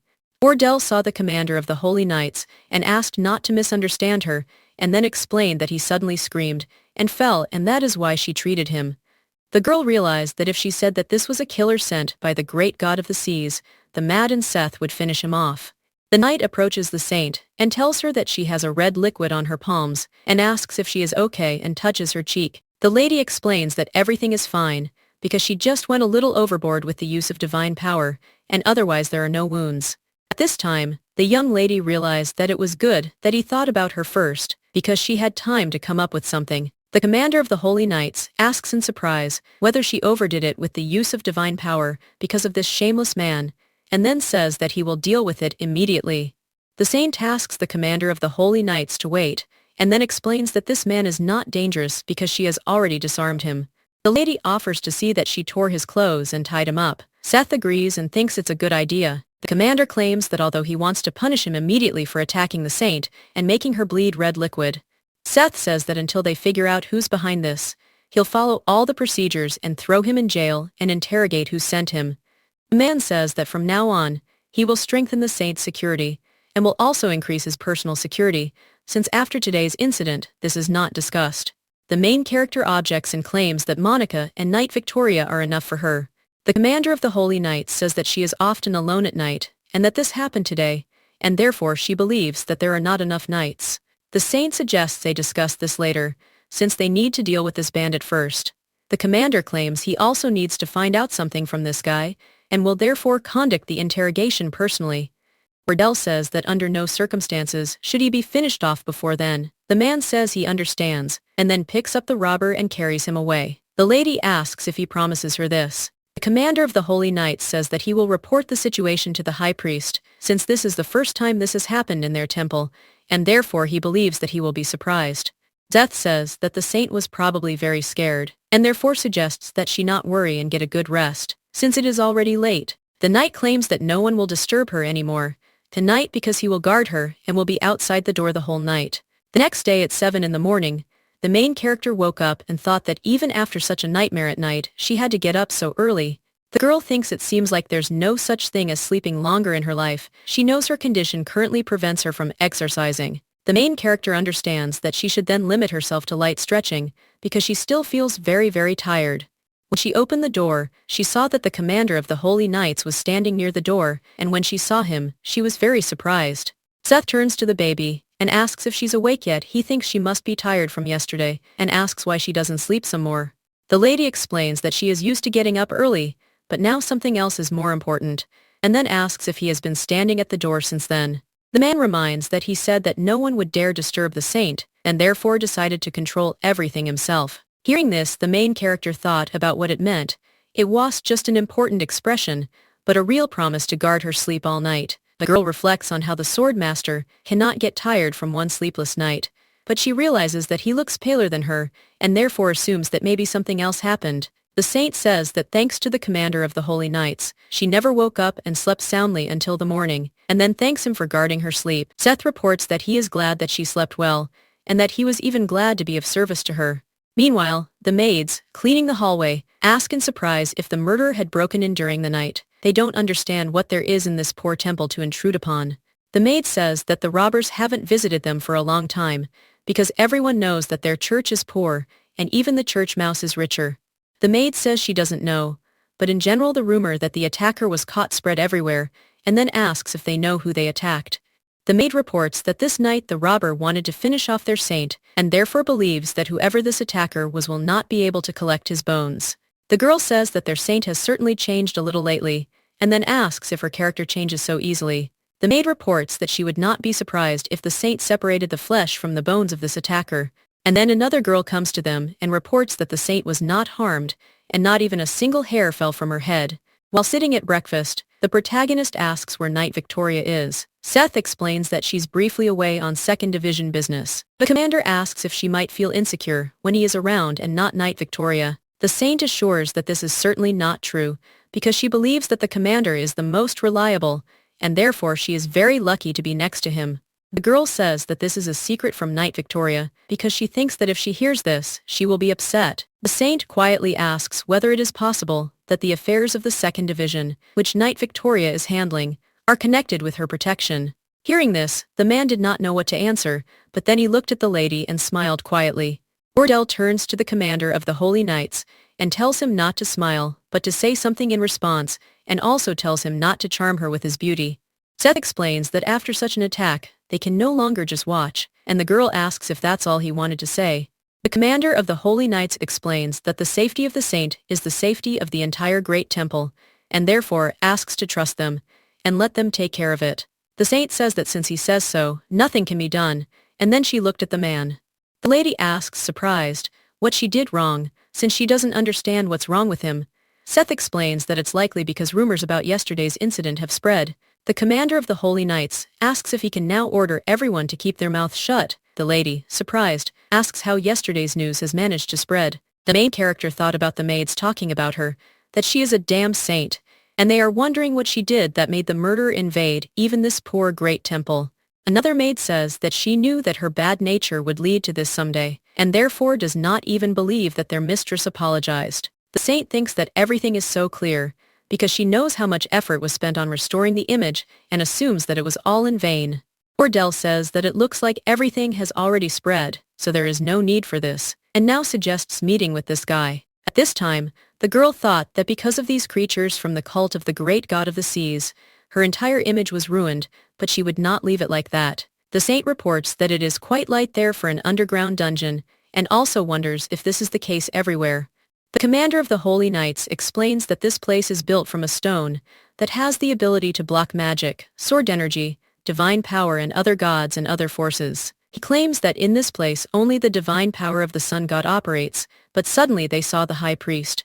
Rak turns to the saint and says that he heard that she vomited all night, and then asks how she feels. At this time, the main character looked at him and thought that the expression on his face was very bad, but she assumes that maybe it just seemed that way to her. The high priest asks the girl if she's still feeling well. She assures him that she slept well and woke up feeling refreshed, so everything is fine. Eric takes the saint by the hands, and then asks for forgiveness, and asks to give him a moment. He looked into her eyes and said that if she felt bad, she could heal herself, just in case.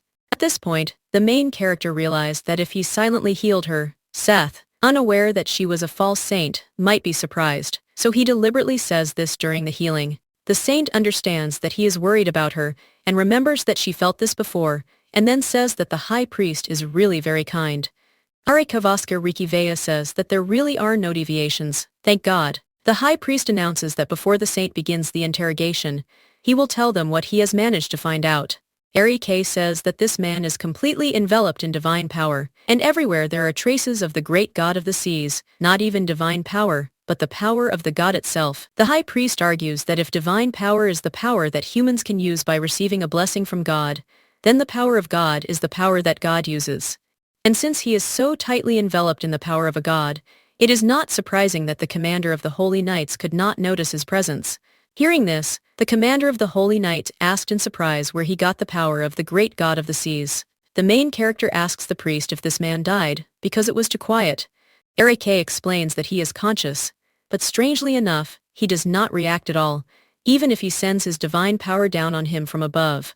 The saint understands that this is strange, because according to her memories, Jeremy, subject to the curse, should have an instinct to return. He must return to the great temple of the sea god, and perhaps because he has not yet completed the task he does not do so. The lady approaches the commander of the Holy Knights and asks for a bag. He asks, surprised, what she plans to do. The girl took the bag, then opened it, and hit the attacker with it. The men watching her were very surprised, and at this time, Ordell thought that it seemed to her that, compared to yesterday, it fits better in her hand.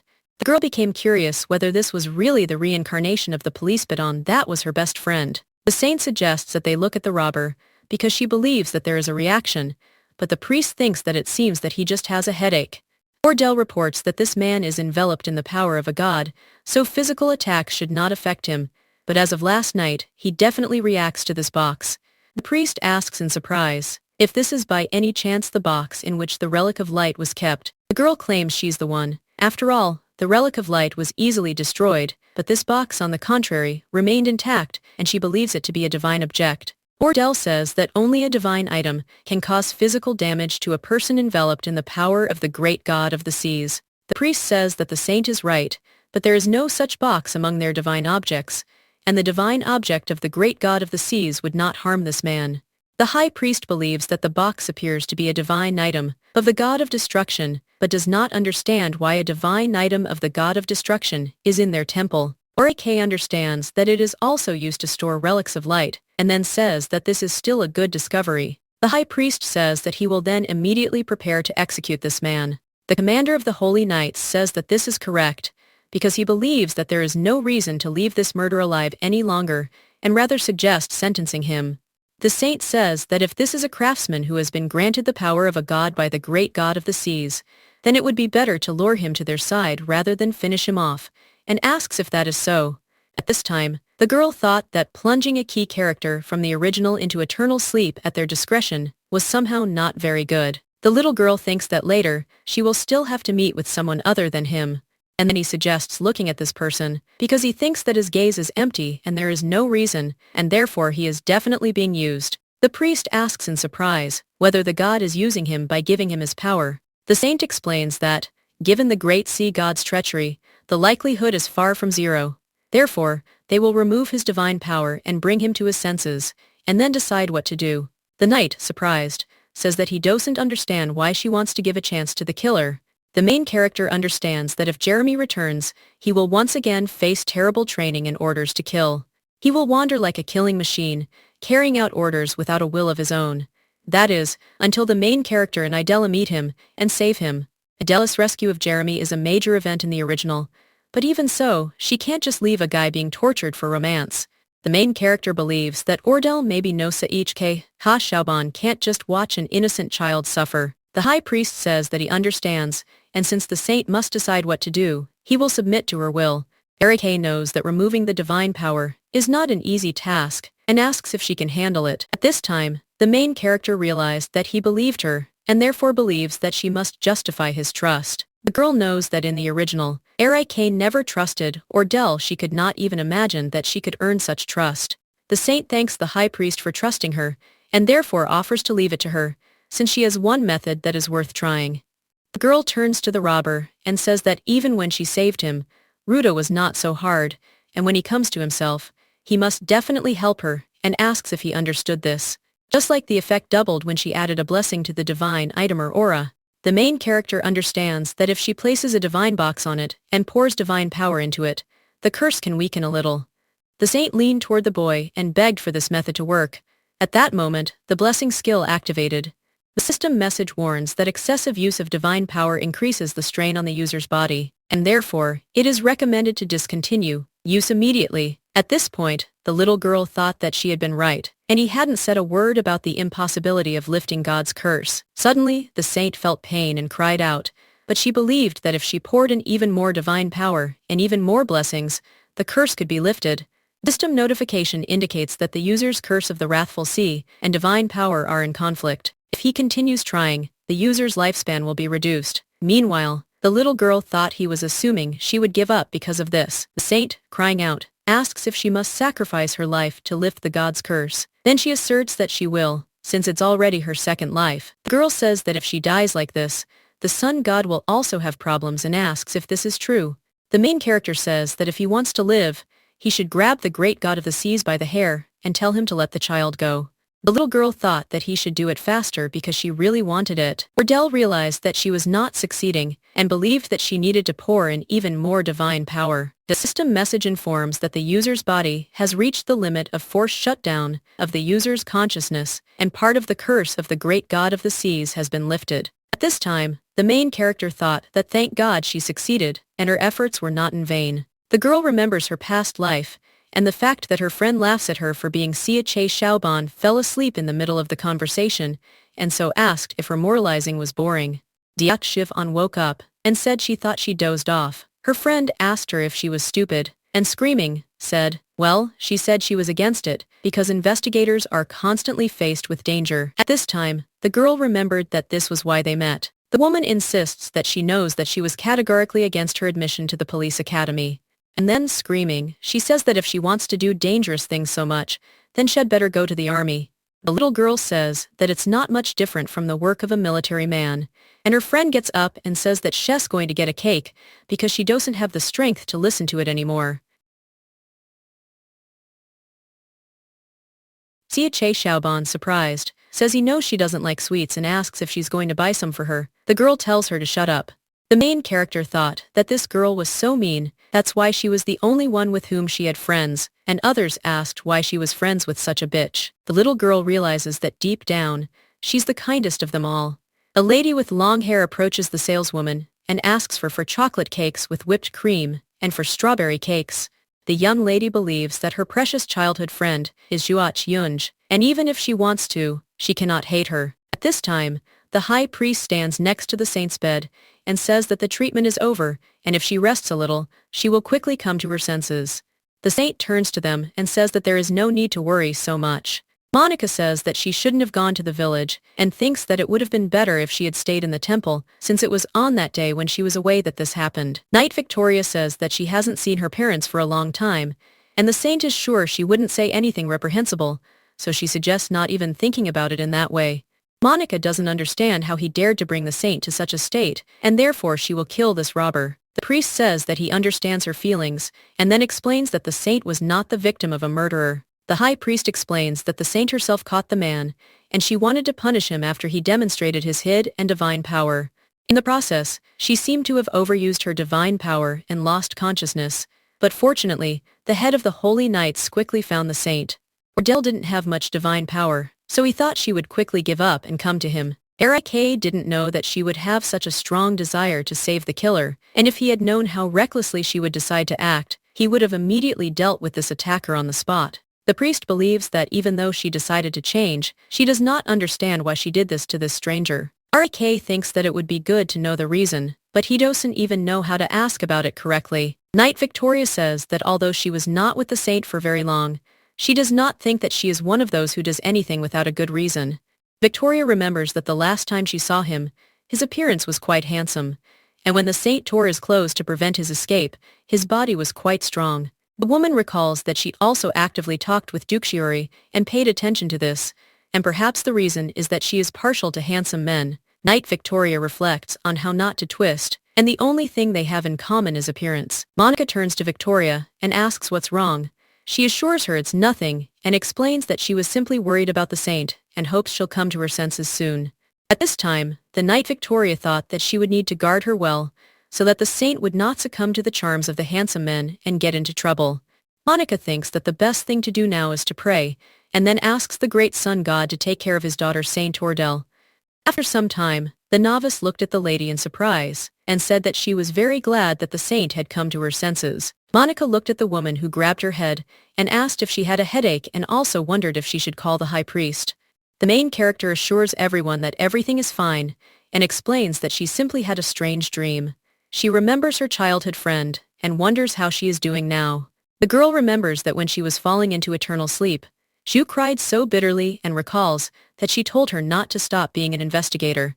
The saint does not understand why she suddenly had such a dream in which one friend appeared. Monica, surprised, asks if she also had friends, and the saint turns to the novice and says that such words should not be said. Ordell looked at Monica and asked in surprise why she was crying. The girl explains that even if we don't count the attempt, they wanted to kill her that day when she was only gone for one day, and reminds that she even coughed up red liquid after trying to save him. The novice asserts that she will now be with the saint all the time, and will never leave her side. The saint asks the girl if she knows that she caught the robber by the scruff of the neck. Monica, surprised, claims that how she caught him is not important, because in the end she suffered. The main character apologizes for scaring him, because she herself did not know that she would lose consciousness, and then says that she does not regret what she did, because she thinks it was worth it. The novice says that in any case she did not think that the saint would regret it, and then says that not only she, but everyone thinks so. The girl reports that the saint is not initially one of those who does things that she will regret. Ordell asks if this is true. Then he says that everyone has come to understand her so well, even though they haven't known each other for very long. Monica claims that they love her very much and therefore know her well. Hearing this, the main character wondered if this meant that they hated her less than before, and believed that the efforts she had made so far were not in vain. The lady asks what's wrong with this robber, and the girl explains that they say it's now possible to talk to him normally. At this time, the main character thought that before she lost consciousness, it seemed to her that she saw how his gaze cleared up. The novice reports that he alone keeps repeating that he wants to talk only with the saint and refuses dialogue with others. The saint says that fortunately, he is ready for dialogue, and this makes her happy. But now she is not able to have a conversation because she knows that she must rest in bed for some time. Hearing this, Monica claims that this is a good idea, and then says that she will prepare her signature souffle, and therefore suggests that she have a good rest. 2 days later, the main character finally decided to go for a walk because she was already tired of lying in bed. When the lady saw the head of the Holy Knights, he asked how the saint was feeling. The girl explains that, as she said, when she woke up everything was already completely fine, and now he doesn't have to worry about her. Seth says he doesn't think the day will come when he stops worrying about her. Dell explains that she came to talk to the robber, and the knight says that he was waiting for her and therefore suggests going inside. The main character looked at this guy and realized that his gaze had changed, and then she greeted him and asked if he remembered her. The guy says he remembers and calls her rude. The lady is surprised to hear this and then says that she saved him, so she suggests not calling her rude. Dell explains that when he tried to kill her, it was perfectly natural to resist, but he claims she beat him, even when he was unarmed. The saint claims that she will not apologize because she believes that all of this was necessary, and then asks if he knows why. The guy claims he knows, and then asks if she hit him on purpose to bring him to his senses. After all, every time she hit him over the head with that brick, he gradually regained consciousness. He thinks that it was probably because of this brick that the blue spots appeared on his legs, so she asked him to leave it. The man says that he also remembers that everyone was against leaving him alive, but she asked them to trust her. At this time, the girl thought that although he had lost control of his body and submitted to the will of God, he still saw and even remembered. Gale says she'd like to know his name first. He tells her, it's Jeremy. Hearing this, the lady understands it's as expected, and then he asks what he thinks about the priests of the temple of the great god of the seas. Jeremy claims they're greedy slobs, the most ruthless tyrants in the world and vile bandits, and the lady explains that she wanted to know if he respects them as his master. The guy asks in surprise how one can read such garbage, because he thinks that they have always bossed him around. And the saint says that it is clear to her, and that means that he hates them, and then asks if he would like to go back. Jeremy insists he'd rather remain here in captivity, but he'd like to get some new clothes. She agrees and says she'll even provide food. Dell tells the guy that she can get him out of there if he gives her one promise. The boy, surprised, asks what she's talking about. The lady asks if he wants to break with the temple of the great god of the seas and become a follower of the temple of the great god of the sun. The young man says in surprise that he tried to harm her, the saint, and does not understand how after that she invites him to become a follower of the sun god. Dell explains that because she sees that he did not do it intentionally, and that serving the great god of the seas is a burden to him. The captain of the Holy Knight says that this is not a problem that can be solved so easily. Jeremy turns to the saint and says that if she doesn't mind, he'd like to, but she's still cursed on his body, and he can't leave this place willingly, knowing that even now he's speaking to her thanks to the box. The system message informs her that Jeremy's body still has 50% of the curse remaining. The user's current divine power is not enough to completely remove the curse. After reading about this, the main character thought that she was completely confused and remembered incorrectly because she thought she had removed everything, but it turned out that she had only removed half. The captain of the Holy Knights claims that since the great god of the seas himself granted him this power, it means he is interested in him, and then asks why he calls it a curse and is trying to get rid of it. Jeremy reminds him that he said the great sea god suppressed and controlled his will with his power. He broke his will, and then asks if this isn't God's curse, then what is? The guy suggests that they not even think that divine power is always a blessing, and he wants to get rid of the influence of this god. The saint believes that he is right, and if the person himself does not want this, then it should be called a curse and not a blessing. The girl assures him that she will definitely make him free someday, and simply asks him to trust her. The knight tells the saint that, no matter what, this man will still be difficult to trust. She says she understands that they must be worried right now. At this time, the main character thought that now she does not have enough divine power, and she cannot remove Jeremy's curse, even if she tries several times. And in order to try again when her divine power becomes greater, she needs to earn a lot of money. Dell turns to the guy and says that if he gives her time, she will be able to completely remove the curse, and then they will have a reliable ally. so he thinks that this is not bad at all, and therefore let him trust her and wait. Hearing this, Jeremy turns to the saint and asks for forgiveness for attacking her, and explains that he did not intend to finish her off. She asks what he wanted to do with her then, and the guy explains that he wanted to kidnap her, because his mission was only to kidnap a person who is well informed about the great temple of the sun god. Gale wonders why, after he was kidnapped, he also kidnaps others. The guy apologizes for trying to kidnap her and thanks her for helping him. At this time, the main character does not understand why this guy is so awkward, because in the original, Jeremy was a cool character who protected the heroine, resisting the god who manipulated him. The girl recalls that in the original, he suffered for a whole year under the oppression of the great god of the seas, just like Root, who, now free from suffering, became a different person. The lady suggests that Jeremy has changed for the same reason, and then says that she will ask him one last time whether he has firmly decided to give up serving the great god of the seas. The guy insists that he hates the great god of the seas, and therefore his answer is only positive. The saint says that she is glad to hear this, and then she will tell him something and then informs him that there is a way to teach a lesson to those who tormented him. The lady asks if he would like to perform a little play with her. Few days later, the priest is informed that they have arrived at the great temple of the sun god. The high-ranking priest of the great god of the seas, Chambers, thought about how he had come to this hole. The priest says that they have been informed that their precious lamb is now being cruelly persecuted by heretics. Hearing this, the gentleman, surprised, says that he does not dare to suggest that they were unable to bring him, and therefore offers to save him at any cost before he gets hurt. Jeremy is a talent that the great god of the seas himself bestowed upon them. The priest says that if they fail the task, they will face not only punishment from themselves, but also from the great god of the seas, which they will not be able to avoid, no matter where they are. Therefore they must not approximately bring him to the temple, and as quickly as possible. The man says that they are from the great temple of the god of the seas, and therefore asks to open the gates. The knight says that entry is prohibited to outsiders without prior permission. The assistant assures that this man is a high-ranking priest of the great temple of the god of the seas. The guard asks them to show proof, because once their identity is confirmed, they will be allowed to enter. And if they cannot prove their identity, then they cannot enter the temple, and therefore he immediately warns that otherwise they will not be able to enter. The knight says they can prove their identity or get out. The assistant shows the high priest's side. The guard says that it is confirmed and he will report this inside, but for now he suggests waiting outside the gate.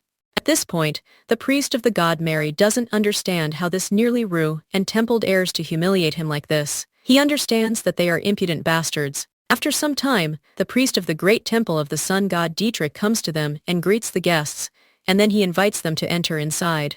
At this time, the guests thought that some priest had come out to them, because he thought that the great priest himself would come out, and then he spoke about it. Dietrich explains that his position does not allow him to deal with such matters, and that a high-ranking priest will conduct them instead. At this time, the man thought that a high-ranking priest must not only possess strong divine power, but also devote himself to the temple for a long time to hardly deserve this rank. The priest became curious whether this guy, who looked no more than 20, was a high-ranking priest, and therefore he thinks that it seems like they don't have people at all if they send people like that to meet them. A man looking at the temple thinks that it is an abandoned and garden with cracked outer walls and shabby clothes. The priest doesn't understand how they managed to grab Jeremy in such a miserable place, but he believes that if he puts a little pressure on him, everything will be easily resolved. The priest says that he needs to talk to the great priest, so he hopes that he will not accompany him. Dietrich explains that someone taller than him is waiting for him, and upon hearing this, the man was surprised. A high-ranking priest of the main temple of the sun god offers to greet her, because before them is the daughter of the sun god, Saint Gale. When the priest entered the room, he did not understand how such an aura could emanate from this person. The commander of the Holy Knights asks why they don't greet the saint. Dietrich explains that it's the leader of the Holy Knights, Seth. At this time, the priest of the sea gods was surprised, because this saint was now also the head of the Holy Knights along with her. He greets the saint and says that he is Chambers, a high-ranking priest of the great temple of the god of the seas, greeting the saint and the head of the Holy Knights. Chambers doesn't understand why the aura of the saint and the head of the Holy Knights of this crumbling temple is so powerful, because he thinks that this is ruining all his plans. Dietrich invites the priest to sit down, and at that moment he thinks that he was completely mistaken in his calculations, because they turned out to be not such simple opponents as he thought. Chambers says that he interrupted the saint's tea party, and therefore asks for forgiveness, and she says that this is true. Ordell believes that they showed up at the great temple of the sun god without warning, so they were quite surprised.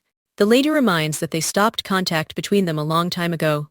The saint assures that this matter is quite urgent, since the great god of the seas attempted to end her life. Chambers heard this and was surprised, and thought that Jeremy was ordered to kidnap someone suitable who knows the most about the temple. The man understands that now he cannot let it slip, because he understands that this would be tantamount to admitting that he also sent the killer. The priest understands that then this saint will definitely not let him go, and may decide to take revenge on him. At this time, the main character looked at him, and realized that he was afraid, because she was thinking about how to get the upper hand on him for sure, and added a little of her divine power to her aura, and fortunately it worked. The girl understands that he will never guess that she is a fake saint with 10% of divine power. Ordell says that although they didn't have the best relationship, he doesn't understand how they could send a robber like that. Chambers turns to the lady, and says that it seems that she has misunderstood something. The saint asks how she misunderstood, and then says that he was waving a knife in her bedroom, aiming directly at her. And she remembers this well, and then asks how this could be a misunderstanding. The priest, screaming, claims that it is true that he came to take the one who is being held there, but they themselves do not know why that man came here. Naturally, they didn't give the order to kill either. At that point, the girl realized he would deny it. Chambers says that in their temple, they gave him a task through divine power, and it seems that time there was a glitch. The priest claims that this was indeed an unexpected accident for them. The knight says that the fact that a robber and a man from the great temple of the god of the seas invaded the saint's bedroom does not understand how this could be just an accident. Chambers did not know what to answer, and then ask for forgiveness because he misspoke. Ordell says that if this is an accident, then she doesn't understand what she should do as a victim because of this person. The lady says that although time has passed, she still cannot sleep peacefully at night. The priest asks in surprise if she was hurt, and then says that he had no idea about it. The saint explains that she healed the body, but does not understand what to do with her soul, which she was unable to heal. The girl reports that it was truly a red night, and at that time she thought that in fact, it was she who was trying to remove the curse. Ordell swears by the god of the sun that this is the first time she has spilled a lot of red liquid in this life, and if the high priest had not healed her in time, and if their abilities had not been specialized in healing, then what would have happened to her now would have been truly terrible. The lady says that no matter what they say in the great temple of the god of the seas, she must receive full compensation for this incident, and then asks if they will do it. The priest agrees with her, and says that they will take responsibility and compensate for everything, and then asks if there will be enough money. Chambers says there are conditions. First, hand that man over to them immediately, and second, keep this matter secret. The priest informs that if they do just this, they will immediately pay compensation. Hearing this, the main character thought that this guy still has come to his senses, and is behaving very disgustingly. The lady says that of course it is impossible to inflict wounds on that person due to divine power, and therefore they cannot torture him. The saint says 100,000 gold coins. Hearing this, the man stands up and declares that this is too much. Ordell wonders if they really think that 100,000 gold coins is a lot, since the saint of another temple almost died because of the mistake of the great god of the seas. The priest says that they can only give 20,000 gold, because he thinks that more is really difficult. The saint agrees with him, and says that she wants to end this headache as soon as possible, and therefore suggests agreeing on this amount. The priest thanks the saint for her profound mercy. Meanwhile, the girl realized that she'd blurted out the 100,000, but had actually meant 10,000, but he offers twice as much himself, and so she is only happy. The main character reports that they have finished discussing compensation for damages and can now discuss the ransom. Ordell says that naturally the payment for the transfer of the killer and compensation for the damage she suffered should be separate, and asks if this is not so. Chambers looked at the lady in surprise and didn't even know what to answer, so he began to stutter. Meanwhile, the commander of the Holy Knights thought that their saint was truly incredible. In the end, Chambers paid 20,000 and gold pieces as compensation for the damage and 10,000 and gold pieces as ransom for Jeremy. The next day, the priest of the god of the seas, sitting in the forest near the fire, thought that he would like to try to go to the great temple of the sun god again. He understands that he spent money and exhausted his body, but he thinks it's good that he was able to get Jeremy out. Suddenly, the servant tells the priest that Jeremy has disappeared, and he was very surprised and even scared when he heard this. The knight explains that he just checked to see if everything was in order, but the carriage turned out to be empty. The priest screams and asks why they only discovered it now. The servant asks for forgiveness and explains that the window was apparently curtained, and he said that he did not need to be given food. Chambers thought that when he was put into the carriage, he was the same as usual, and that God personally controls him is a mystery of mysteries, and most of their rude people know Jeremy only as a special knight. After all, he forbade him from contact with other knights to hide his doll-like state. The priest, screaming, insists that Jeremy must be found immediately, and that they must run to look for him, thinking that if they don't find him, they will die. At this time, the main character greets Jeremy, and asks if he was deceived well. The guy explains that secret travel is his specialty. She says he's a good boy, so she made him a snack and offers him some. The girl thought that with Jeremy's objection, their planned performance had been a complete success. The method she came up with was that they subjected him to ill-minds treatment, and then released him for ransom, and he only pretended for a day that he was under the control of the great god of the seas and then escaped. The saint says that it is his business to return here again, because she believes that if he wants to start a new life, he can go to another place. Gale says that if he comes back here again, it will take some time, but she will give him complete freedom without any shackles. At this time, the guy enjoys the food because he was very hungry. System notification informs that the soul guide traveler has the ability to easily neutralize precious stone that the saint of the sun god forcibly tore from a divine object, a box made out of boredom, and in it are contained the tears of the creator. The main character thought that the soul was, after all, a divine object of the god of destruction, and he is, after all, a god associated with death. But fortunately, among their divine items there was a dagger, so the main character separated only the precious stone from it and made a necklace. The girl understands that he can't carry the box with him all the time. Irene tried to dissuade her, saying she would be punished, but there was nothing she could do. The main character asks Jeremy if the necklace helps. He explains that the box is better of course, but it helps too. The boy asks the saint when he can return to prison. She asks, surprised, why he would do that. Jeremy explains that this way both the saint and other people will be calmer, since he does not want to cause inconvenience. Dell objects and says that from now on only the three who were in the dungeon and the high priest know his face and what he will do. The lady assures that there is no one among us who would be comfortable putting an innocent child in prison, so she might as well not go. Hearing this, the guy asks in surprise if it's true, and she assures him that it is and therefore suggests not to worry, and to trust only her. Dell explains that she has already decided that if he returns here, she will treat him like an ordinary person, although he will have to walk in such a way as not to catch her eye. The girl says that there is a room where sunlight penetrates very well, and therefore invites him to live there, since this is proof that God is watching over them. The saint tells him to live there and protect her. The boy assures her that he understands, and that no matter what happens, he will protect her. Jeremy says that if the great god of the seas sends people again, he will take responsibility and finish them off, and therefore offers to leave it to him. At this time, in the temple of the sea god, the priest asks if he has lost Jeremy and still dares to think about returning, and then finishes off this man. No matter how hard these minions of the sun god try, the reality is that they cannot even begin to compare to the greatness of the great god of the seas. So the incident when the temple was invaded, and the bearer of another god's power was caught, Dominic thought that it could be settled with money, and giving that kind of money was not a problem, but the problem was Jeremy's location.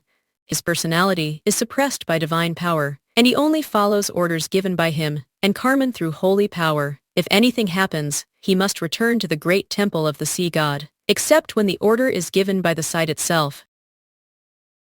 Dominic turns to the Heavenly Father, and says that he is his son, and then reports that their lamb still has not returned and therefore asks for an answer whether this was done by him.